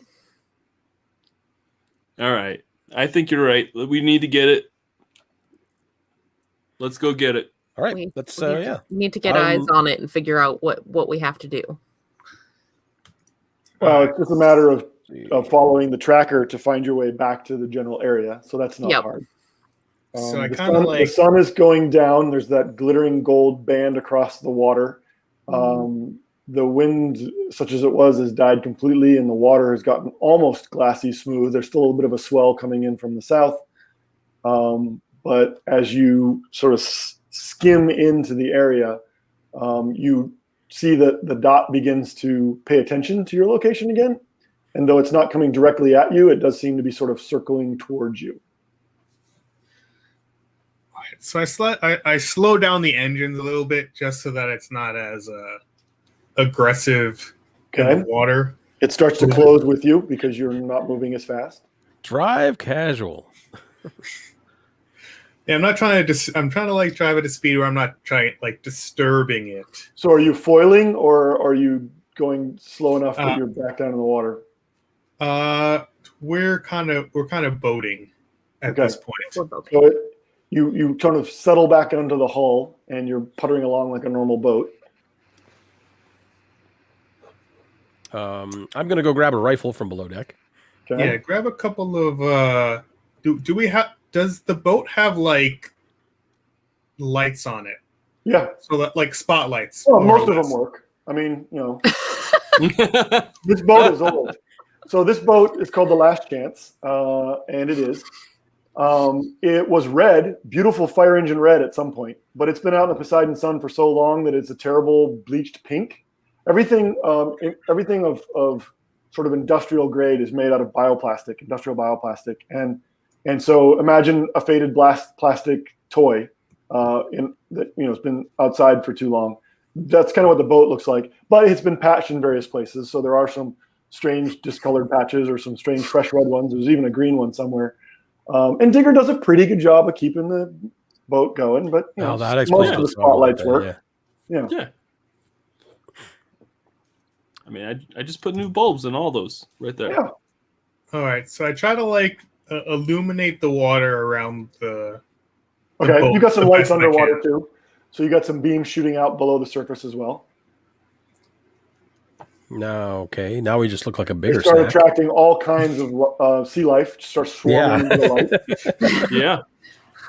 Well, we just We're try to. opening a We need buffet. to be able. We need to be able to see if maybe the cargo is just attached to the creature. To the beastie. Yeah, so that we don't they're have going to. around, and suddenly it just sort of cuts its circle and starts coming straight at the boat. Oh, that's not good. Oh! It's All right. friendly. I will move to the side of the boat that it's approaching and train my rifle in the area it's I don't know You're on the not water. sure where it is until you see some fins break the surface. Okay. The one of the things that makes these predators so iconic, I guess, in a bad way, is that they have an ablative hide. Their skin essentially rots off continuously because it's how they shed parasites that would otherwise just completely grow all over them. And so they reek with a unique stench that just is overpowering. That explains Fish Boy's smell. Rude. And even now you can get a wafts of it on the air as it breaks the surface and rushes towards your boat. Well, I think we're going to need to get some more harpoons from the. We don't have harpoons. As soon as it gets to within range, I will take a shot at it. Yeah, I mean, it's by the time it surfaces, it's in range of a rifle. Oh, okay. Then I'm opening fire. Okay, you start firing. You are sure you're hitting it. I'm not even going to make you roll because it's too big. There's no pitch out here. You've got time to shoot lots of rounds. Burst fire having any effect? does not appear to be having any initial effect. Captain, we seem to just be pissing it off. But you do see sort of splatters of flesh in the ablative hide kind of burst as the rounds hit, and a kind of a blood slick is being left in the water behind it. Maybe we could get something bigger to come and eat it. Because that would solve your problem. There's always a bigger I don't fish. think that would solve the problem because then we just take out a bigger fish. Then you've got if it nesting only sea monsters with your prize way down inside. Right. That sounds bad. So Drew, you've got you're about one boat captain roll away from getting rammed by this giant thing. So we may need to start to move again. We might have to maneuver there, Captain. All right, can I make like a hard? If you're trying to play chicken with it, I'm going to make you roll. If you're just casually motoring away when it gets too close, I'm going to say that you're a good enough pilot to do that. But if you want to somehow manipulate it by waiting till the last minute, I'm going to ask for a test. Go for chicken. We do want it close to us, so we do. I mean... Okay. So I'm going to see if we can wait for it to get pretty close and then cut like a hard left. Okay, so I'm gonna say this. You've got enough rifles and then the guns that you took off of the thugs that you guys can pump lots of rounds into it. Drew, you're gonna have to make 3 boat captain tests consecutively. Okay. If you're successful in each one of them, you play this game of chicken where it gets within gun range, you guys put a bunch of rounds into it, and then you drive away. And you do it again, and you do it again. If you can get to 3 of them without failure, then you will have basically bled it out to the point where it's just exhausted and can't chase you anymore, can't really be a threat anymore. However, if you fail, it could ram the boat, and there will be consequences. So we're bullfighting with a fish. I mean, I'm a pretty good boat captain. It's a fish analog, right? I have confidence in you, Drew. If I can see an opportunity, I may consider kicking Digger off the boat while we're getting hit. Just putting that out there. I'm not saying it out loud. Oh, let me know. I can hear what you're thinking, though. You don't have to Boy. say it out loud. All right. She edging closer to him. Digger, you get that little pinging sound in your head, message from Fish Boy, and you play the recording. I'm thinking about kicking you off the boat. So I'm just so I actually say this out loud. so that even the thugs can hear it.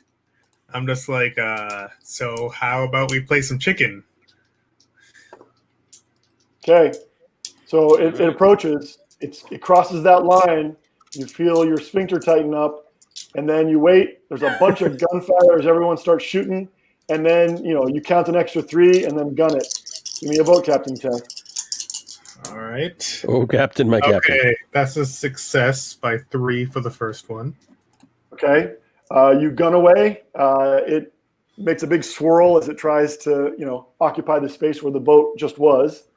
And then you arc out in a big turn and head back towards it. You guys set yourselves up again.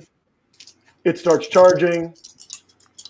You start shooting. I'm eyeballing fishy boy the whole time I'm shooting, by the way. Feels a hand on his back. Like, hey, how's it going? Yeah. Uh-oh. I'm going to use my my mental strain right there. Okay. My 1 point of mental strain to re-roll that.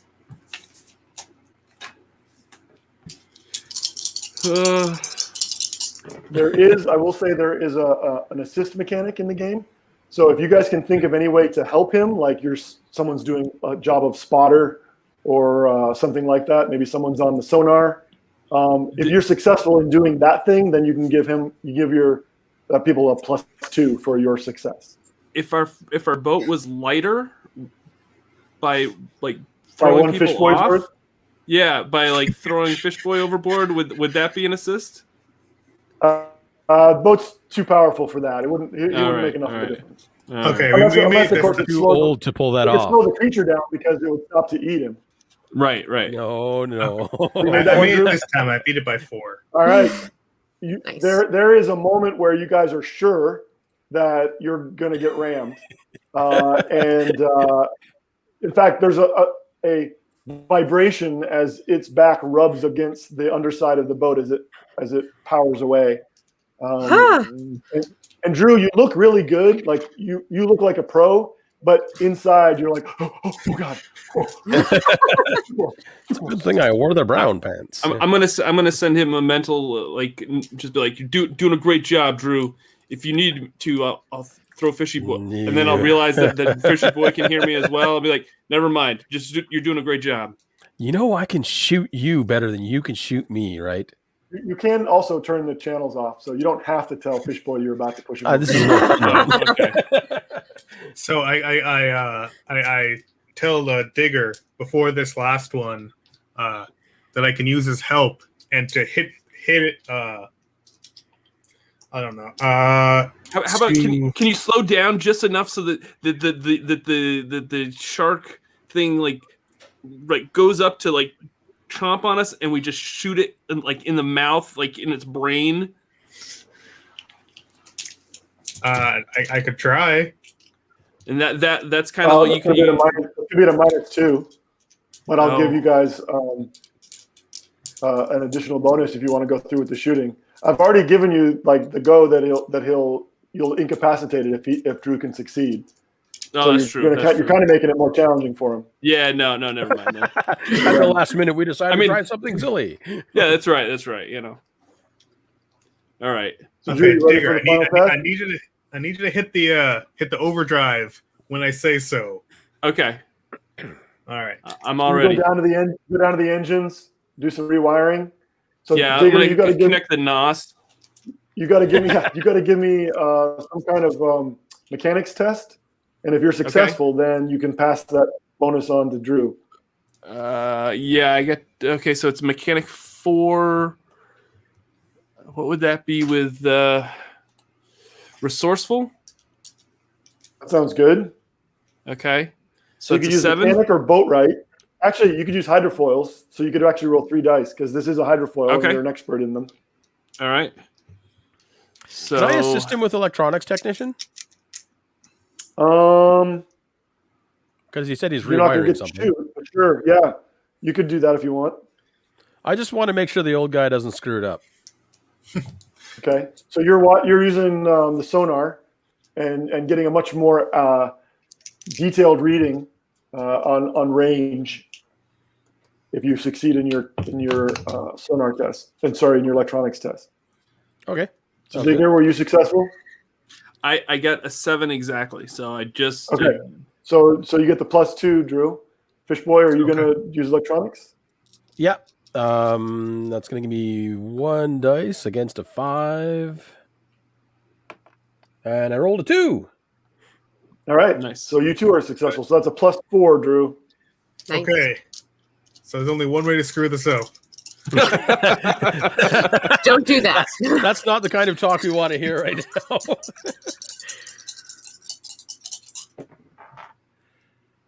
Okay, that's good.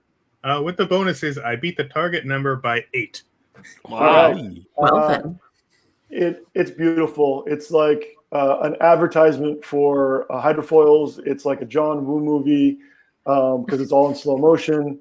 It is perfect as you kind of whisk off into the last of the setting sun, and you guys just lay waste with your firearms. And I'll be honest, there's something sort of the majesty of some of these creatures equals their like terrifying nature. Sure. And to see this thing sort of like float to the surface and kind of lay there rolling and making a big blood slick all over the surface of the water. There's a kind of a groan, a subsonic groan coming out of it, and all these different scavenger birds and fish and things start picking at it. It's sad. You feel like something has been taken from the water, but you are safe, and you got your boat, and you've got to worry about your family. So you've got this carcass laying at the surface, and it won't float for long. Do we? We need to get out there and look for this cargo out. Yeah, I mean, we can't. If we drag it back to shore, we're gonna have everything looking for a snack within 300 miles following us. Right. Do we have any like hooks to kind of like pull it closer to the boat? Yep, you've got boat hooks. You've got gaff hooks. You've got chains for dragging big fish. This is one of the scenes that I'll abbreviate tonight for the interest of time, just because it's always fun to play through the how do we dig this thing out of a giant dead fish. The logistics of that. It is funny, but it also strangely challenging because usually there are people that are fending off smaller predators that can be just as dangerous in the midst of this sort of dicing up of the carcass. But we will sort of transition through a montage of hooks being stuck into the flesh, and you're tying it up to the boat and putting some floats out to keep it from sinking. You start with a knife and realize that's too small, and then you go to a big cleaver and that's too small, and then you get a machete and then a fire axe, and pretty soon you got a all-weather chainsaw, and you're like digging into this thing. Fish Boy, you have some mods, and Digger, you have some mods that let you stay underwater.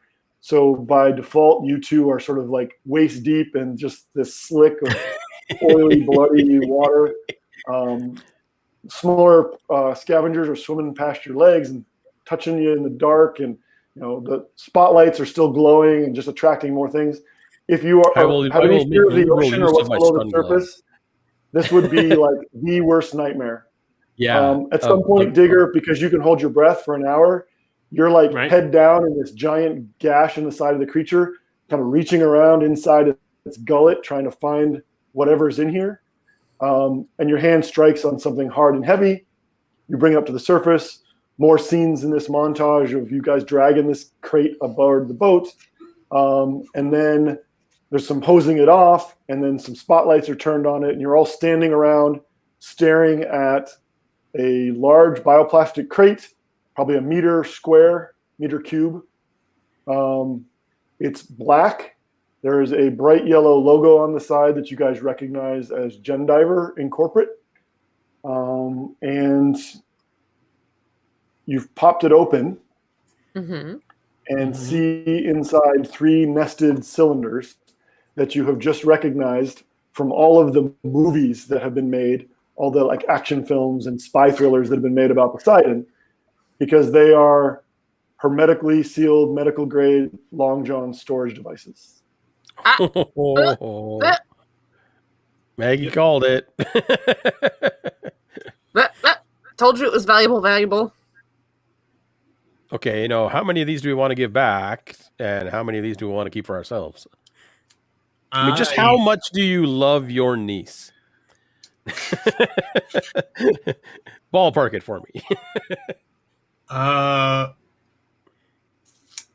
More than I love you, Fish Boy. I mean, that's not saying much.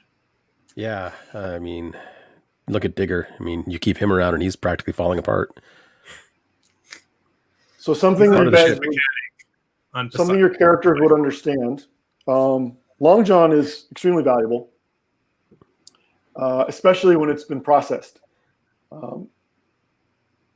Not many places can actually process it. And it takes a lot of investment, and only the big corporates can really do that. Once it's been processed into wafer, a stick about the size of a stick of gum is worth about 100,000 script. These containers, if they do indeed contain Long John, and if they're full, you're talking like $500 million. This is like gravity well making money, right? This is not just some cash that you're going to fence on the side. This will change the destiny of small corporations. This would change the destiny of certainly the Gorchov family. Yeah, they can't have that. It would absolutely change the destiny of the NGC and the freedom fighters that they're feeding weapons to. It is clearly something that GEO is going to want to track because a large corporation has just lost its annual profit margin and is going to be out with their security forces looking for this thing. You realize very quickly that this has put you all at the center of sort of a 5-faction gang war. If it's to be found that you have this. So do we know what is the tracking part of it? Is it the case? Is it because we should get rid of the case? Right. If it's tracking the case, we need to get rid of the case. Yeah. Toss the case overboard and see if we can still track it. Give me a electronics technician test. All right. That is...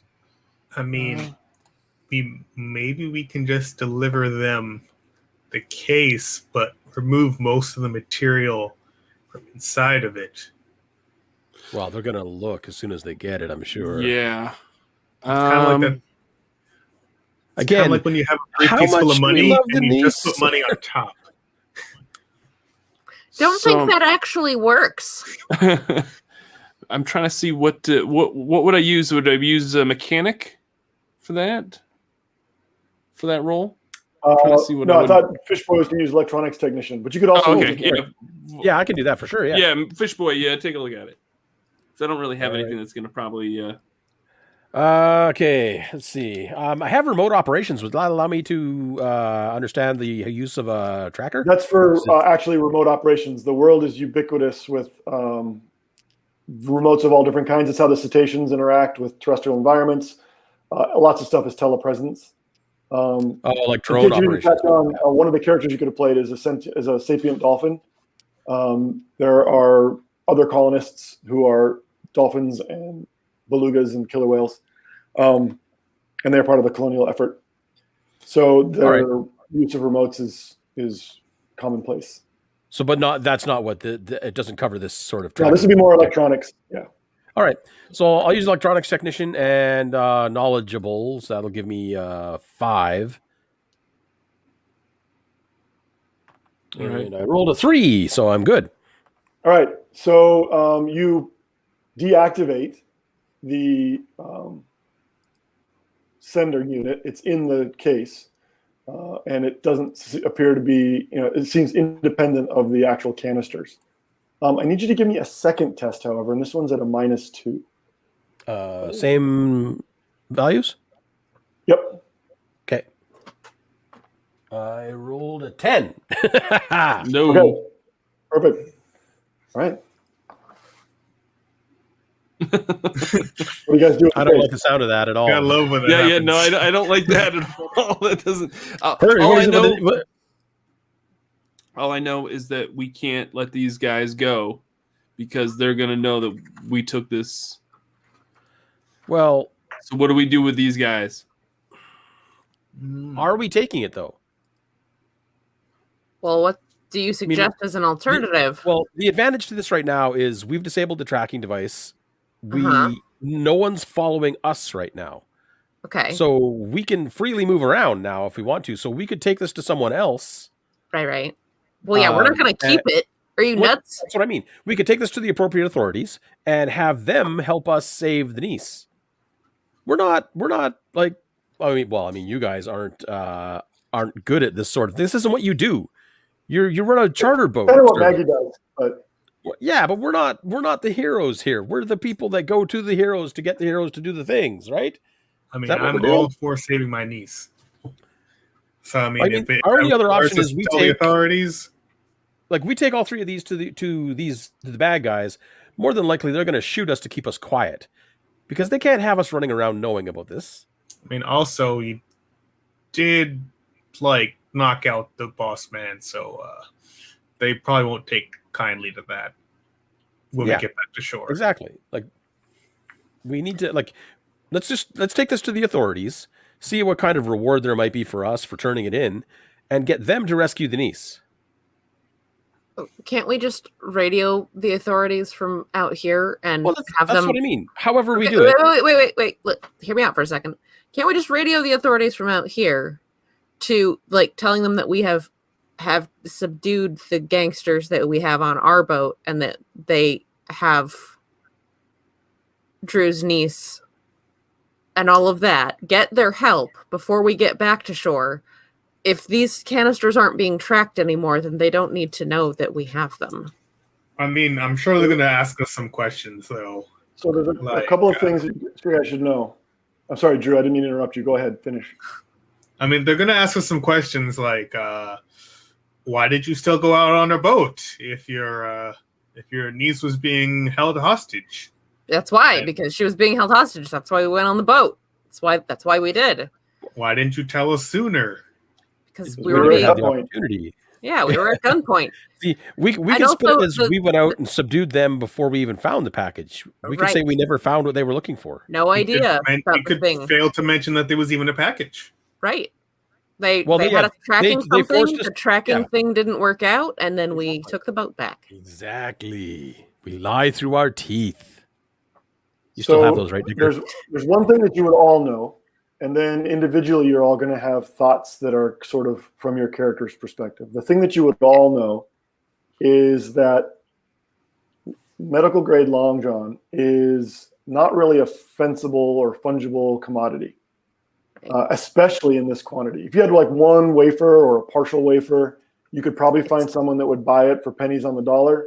Right. But this is too much. Because everybody knows it can only come from a couple of incorporate processing facilities. So if a big shipment went missing and then someone's trying to fence it, that's pretty clear where it came from, right? Right. Yeah. And remember, there's only 2 million people on this whole planet. So it's not like you can really have assurances of anonymity.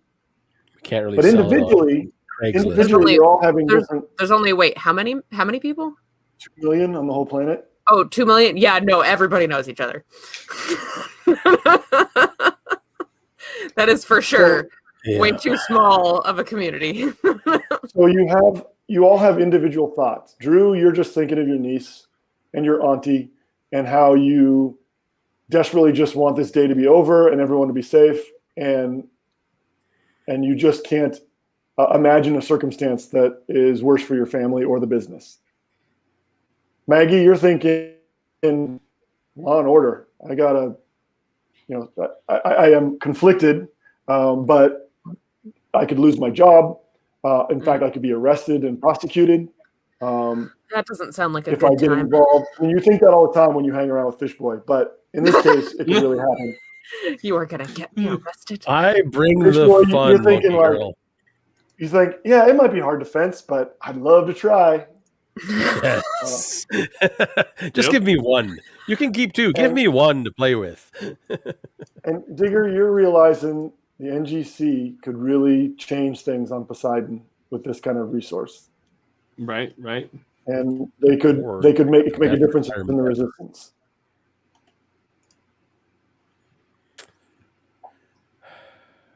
You know what? I think we need to rescue the niece, because the niece was always kind of nice to me.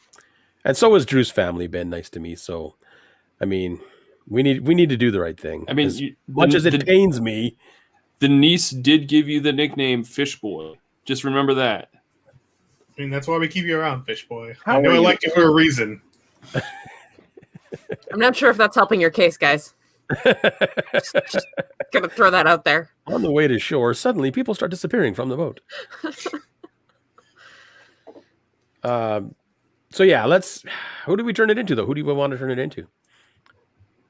We could give it to Old Time Religion there and see what he does with it, which he would probably just relive his glory days, which were probably like a Tuesday at some point.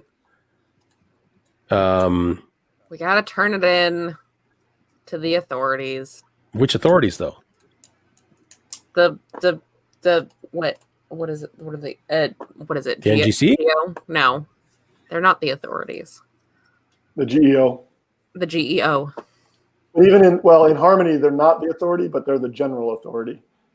They're certainly the ones that they're the ones with jurisdiction on this.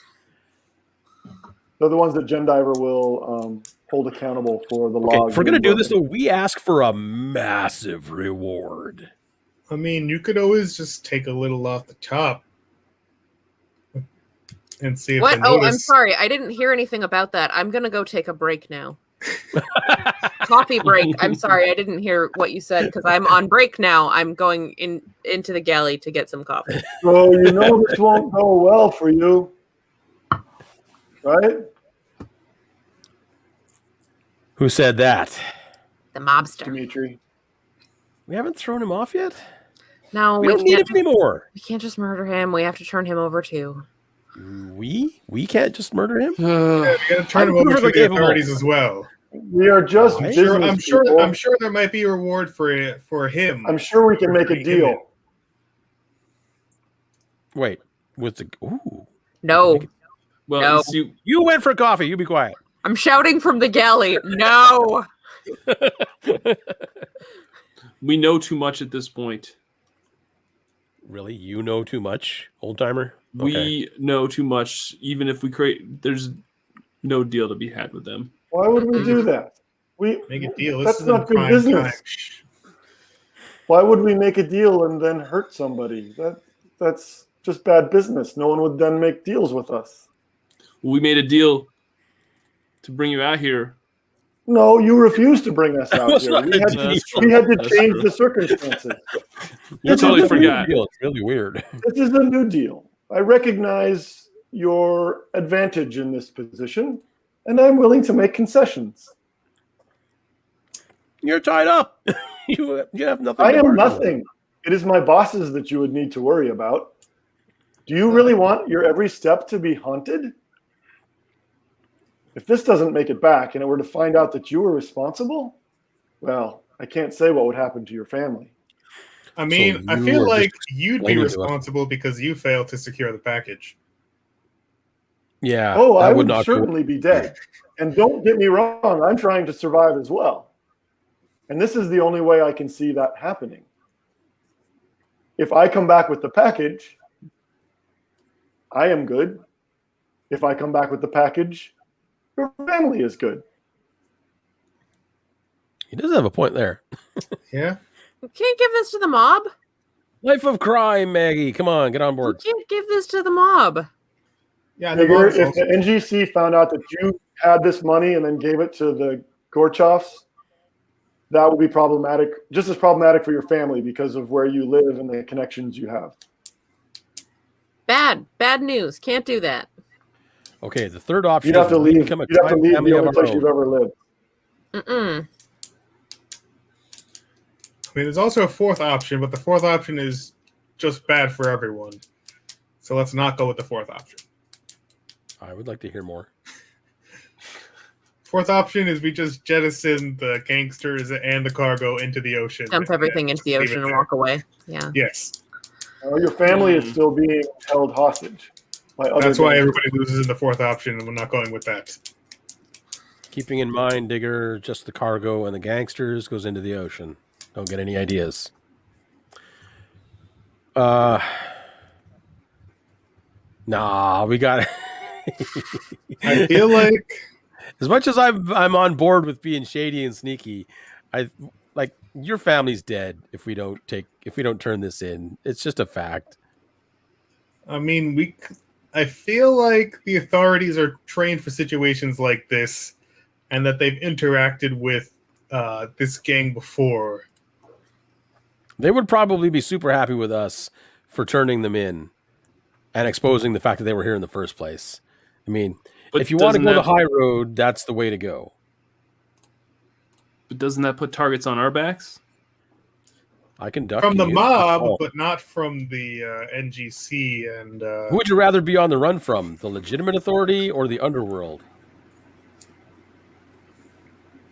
Neither. There's your. Well, you got to pick one, man. You can't have it both ways. It is true. Yeah. So let's take it back in and give it to the Geo folks. Yep. Maggie's going to be insufferable for months. I promise not to gloat, but it is the right thing to do. And also, we need to call them ahead of time to help rescue the niece. Oh, yeah, for sure. Before we get there, yeah. Because, they're going to be watching trust here. Yeah. Right. All right. So let's do that. We'll call the Geo folks, get them on board, inform them of what's going on and who's been held hostage. Tell them we have the cargo and the gangsters, the remaining gangsters. We only really have to bring back one of the gangsters. We don't really need two. We're bringing back all the gangsters. No, actually, you're not bringing back all the gangsters. You're actually not bringing back all the gangsters. Oh, that's right. You did throw one overboard. Yeah, we did. Dispose of one previously. Fishy boy already's got us in trouble. Well, I'll blame it on Digger. I'm too small for that. I can't push somebody over a boat. But yeah, that's what. Maggie, who are you calling? I want to say Ghostbusters, but I'm going to say Geo. Well, we'll let Maggie do it because she's got friends. Right. So Maggie, who are you calling? Right. I'm gonna call. What's the official? Well, whatever you can call the warden service. You can call the local warden service. That's where you work. But right. You know people through the service. You could call. You got old military connections. You could call regular law enforcement because you have to interface with the patrol all the time because you're a warden. So you can kind of take your pick of what version of the government law enforcement. It's more like British law enforcement where it's all like, it's not town by town or whatever. They've just got offices around and it's all federalized. Oh, okay. It's like the FBI and the local cop service and the warden service and the native patrol. They're all kind of branches of the same organization. The same thing. Right. Okay. Yeah. So whichever one of those branches, not being familiar with the intricacies of the lore there, whichever one of those branches are the ones that tend to specialize in the organized crime so that they know what they're walking into. Okay. You know a woman in Harmony who so the GEO doesn't really maintain any government facilities, but they do have a patrol station that they keep a very low profile. And somebody there whose specialty is the NGC because the GEO likes to keep an eye on them. Right. But you're going to be if you're involved in law breaking around one organized crime family, you're going to have connections with other people who know about other organized crime families. Right. So, her name is Maribeth, and you guys, what's your sport of choice? Like your workout? She's your workout buddy. You guys go to the gym together. Oh, do you play like squash, or do you just lift weights, or do you swim? What do you do? She hangs out on the monkey bars. we definitely spot each other while we lift weights and chit chat that way. It's kind of a preposterous circumstance. There's this momentary flashback is where like she's 130 pounds and she lifts 130 pounds on her best day. Yep. And, you're lifting like 500 pounds, you're squatting like 1,000. Lifting 130 and so there's pounds just this and her preposterous lifting 130 comparison. And she's not really spotting you so much as like being moral support or. Right, yeah. exactly. Yeah. Checking your buddies. form. And then you just spot her with like one hand. You just kind of put the bars over it. Right.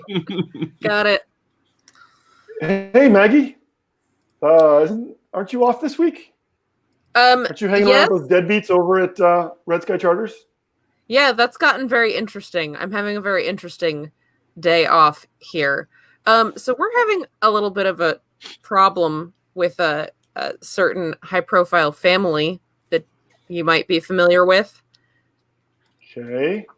Should I turn the recorder off? Sure. Let's just talk about that for a second.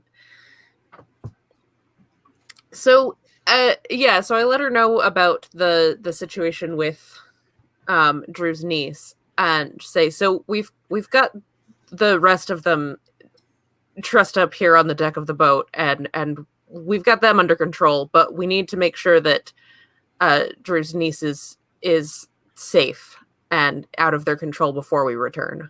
Gotcha. I could call in SWAT team. I mean, okay. If this, I'm taking your word for it. Can you give me any data so that I can push it up the channel officially? Like you got photos? We'll do some face rec on the guy.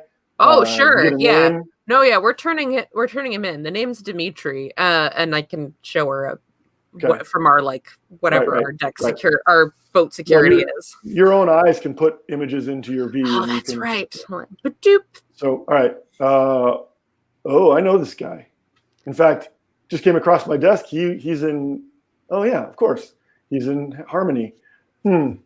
Yeah, he is. Well, he was. He's on his way back there now. Sure. Okay. Hey, when we get a chance, I need to talk to you about what taking time off means. Yeah, I know. I'm bad at relaxing, okay? It's either the main job or the moonlighting. Are we on for Thursday? It's leg day, and I know how you hate leg day. Yeah, I won't skip out on you. I appreciate you helping me out here. So you want them to meet you out there someplace for pickup? Are you going to bring them into the office for exchange? Oh, we'll take care of business. We'll take care of business before you get home, but no, we'll bring them into the office. That's fine. Okay. All right. Well, keep us posted, and I'll keep you updated on the op. All right. Thank you. All right. So there is this strange moment where, you're out in the night dark sea, leaving a glowing trail of bioluminescence behind you as you kind of go along at medium speed, staring at this box of treasure, wondering what's happening back in Harmony to your family. But you sort of forced in activity. You've got a 3-hour boat ride home. And Mary Beth's the best. Really I'm sure it'll be taken care of. Your niece is going to be safe. She's going to have this handled. I'm trying to figure out how to counterfeit one of the spheres before we get back. Can I make something on the boat, maybe, that might resemble one of these spheres? For a casual inspection from a distance, sure. So, Maggie, about an hour later, you get a secure communication that requires you to enter your credentials to gain access. And you are getting feed from a remote constellation, so a bunch of surveillance remotes that are hovering above the Red Sky Charter's compound. And it's like one of those Rainbow Six video games where like little heat signatures start moving through the compound, and you can they're using LiDAR to like look through the buildings and you basically watch an expert takedown of a handful of GEO thugs. There's one, sorry, not GEO thugs, a handful of Gorchov thugs. There is one moment, your heart's in your throat, when there's a couple of gunshots go off. And then there's a report, Tango's down, subject secure, all well, subject secure, all well. Whew, okay. Stand out. And then there's like an ambulance and like you see the whole like little shiny metal blanket around the shoulders of the niece, and you're screen capping and like showing your comrades, even though that's totally illegal for you to be doing that right now. But you're showing your, fine. Your comrades.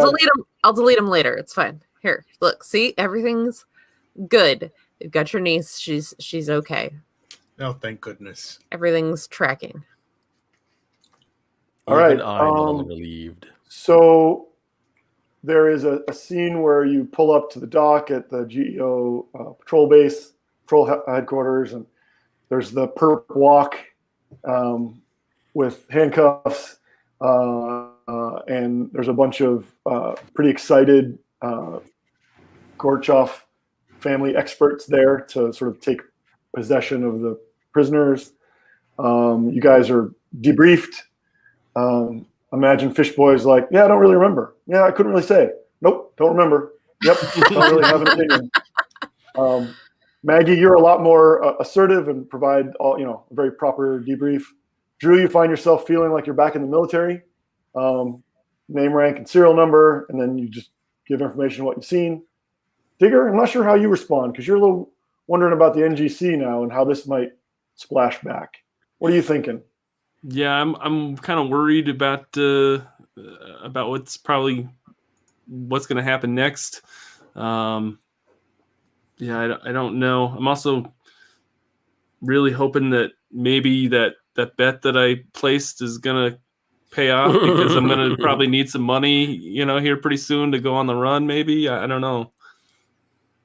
Okay, so tell me, as the boat pulls up to the dock the next morning, because that takes all night to get back and all night to be debriefed. The sun's coming up, and you see Antietta, Bethany, and your cousin, Philip, all standing on the dock as you pull up. How does that reunion go down? What does that reunion scene look like for each of you? It's like a slow motion running God. scene. All right. So Bethany grabs you around the knees and you almost fall over. Antietta looks at you with a smile of pride on her face. Maggie, how does it look for you? I'm not going to get in the way of the family moment. Is Maribeth around, or did she just call this in? And, no, you saw Maribeth at the headquarters. You already talked with Maribeth. Oh, okay. No, what did that go down like? So we played it pretty casual, just kept talking about I'll see you Thursday, but we had this little eye contact and knowing nod of yes, awesome. What happens at sea stays at sea? Yeah. Thanks for doing me a solid, and I won't forget this. Okay. But the family reunion, I'm not going to get in the way of. I just kind of want to stand back and appreciate it for what it is. Digger, how about you? Your sister and her young daughter are safe.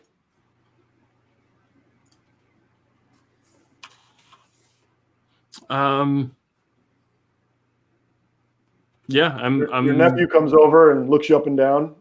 You're covered in blood and you stink oh man, you stink from that fish. You smell worse. He walks up to hug you and then he goes, whoa, man. What happened? I'll smell like rotting shark. That's right. I'd be like, this is what happens when you hang out with Fishboy. Yeah, boy. I need to go take a shower. That would be a good place for the smash cut, right? But you gotta hear what Fishboy thinks as he watches his found family have this moment. I will pat the niece on the head and say, if anyone else had found me on that beach right now, you'd be an orphan and I'd be rich. Oh, cool. That's what a smash cut is. So terrible. But she found me, so she's not an orphan and I'm poor. Oh, man. All right.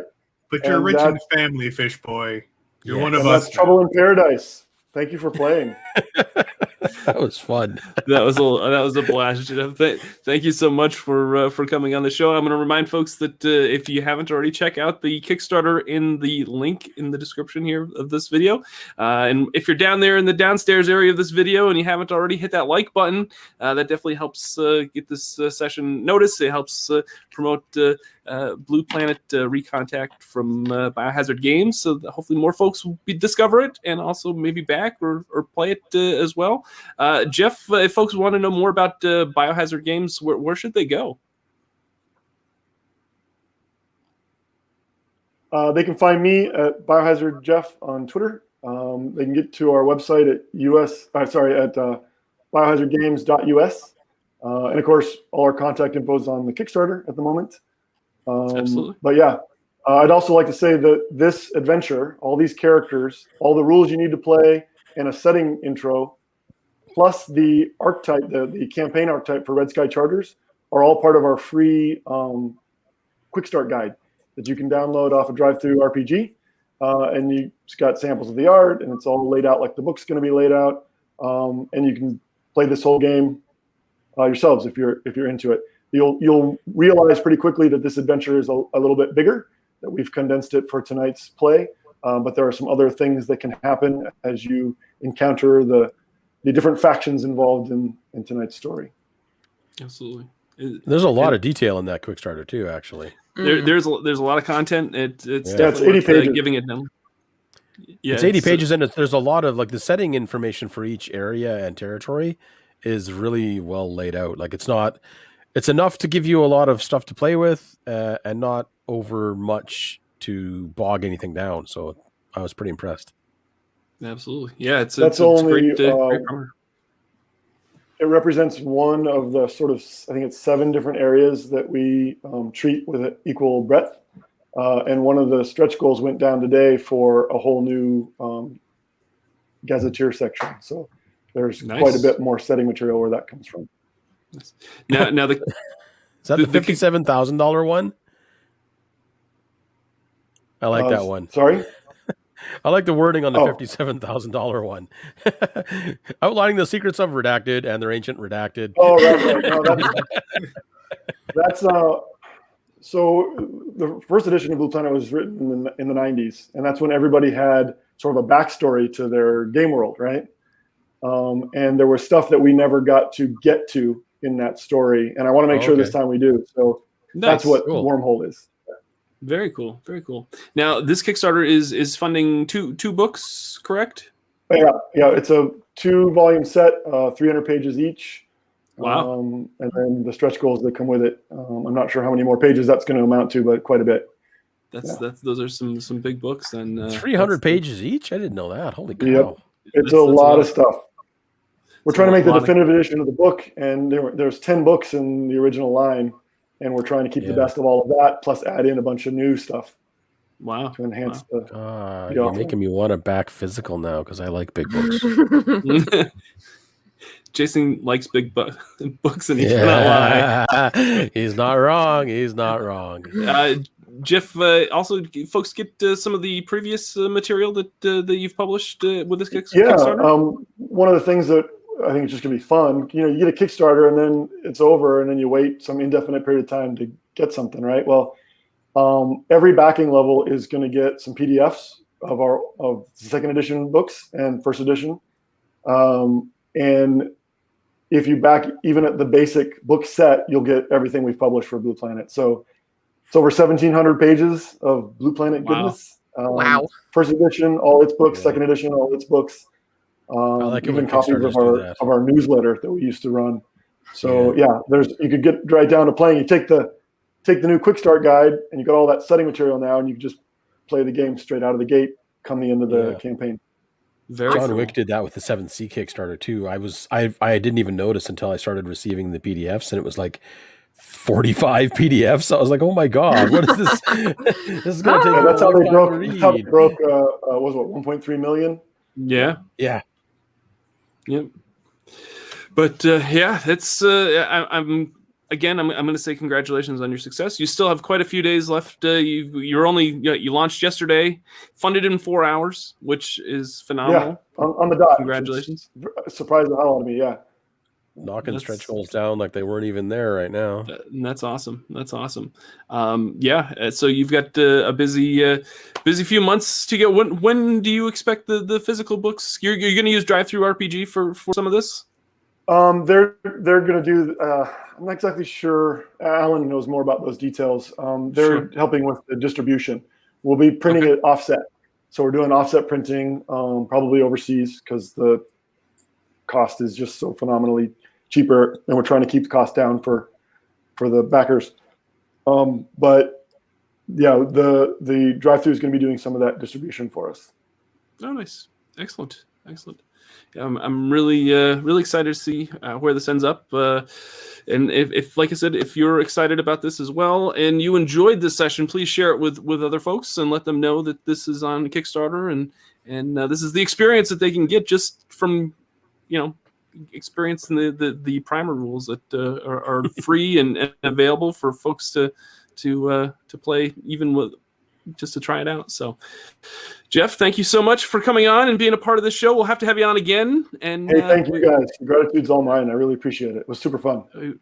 Amanda, Brandon, Jason, thank you again for giving your time tonight. It's always a pleasure to have you all on. And yeah, I think that's probably going to do it for this session. I appreciate everybody that's stayed up and watched. And if you've watched all the way this far and you haven't hit that subscribe button, please hit that subscribe button. It definitely we greatly appreciate it, and it gives us a chance to promote all sorts of awesome RPGs like Blue Planet Recontact from Biohazard Games. So, all right, folks, that's going to do it.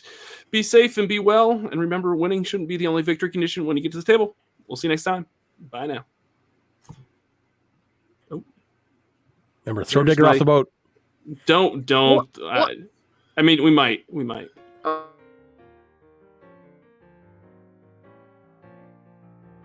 Thanks so much for watching this video. If you would be so kind, and make sure you hit that like, comment, and subscribe, all the YouTube jazz that we're supposed to do here. It really is greatly appreciated. And if you'd like to support us more, you can check us out on Patreon. Just go to patreon.com/victoryconditiongaming. Have all sorts of Patreon perks, and it definitely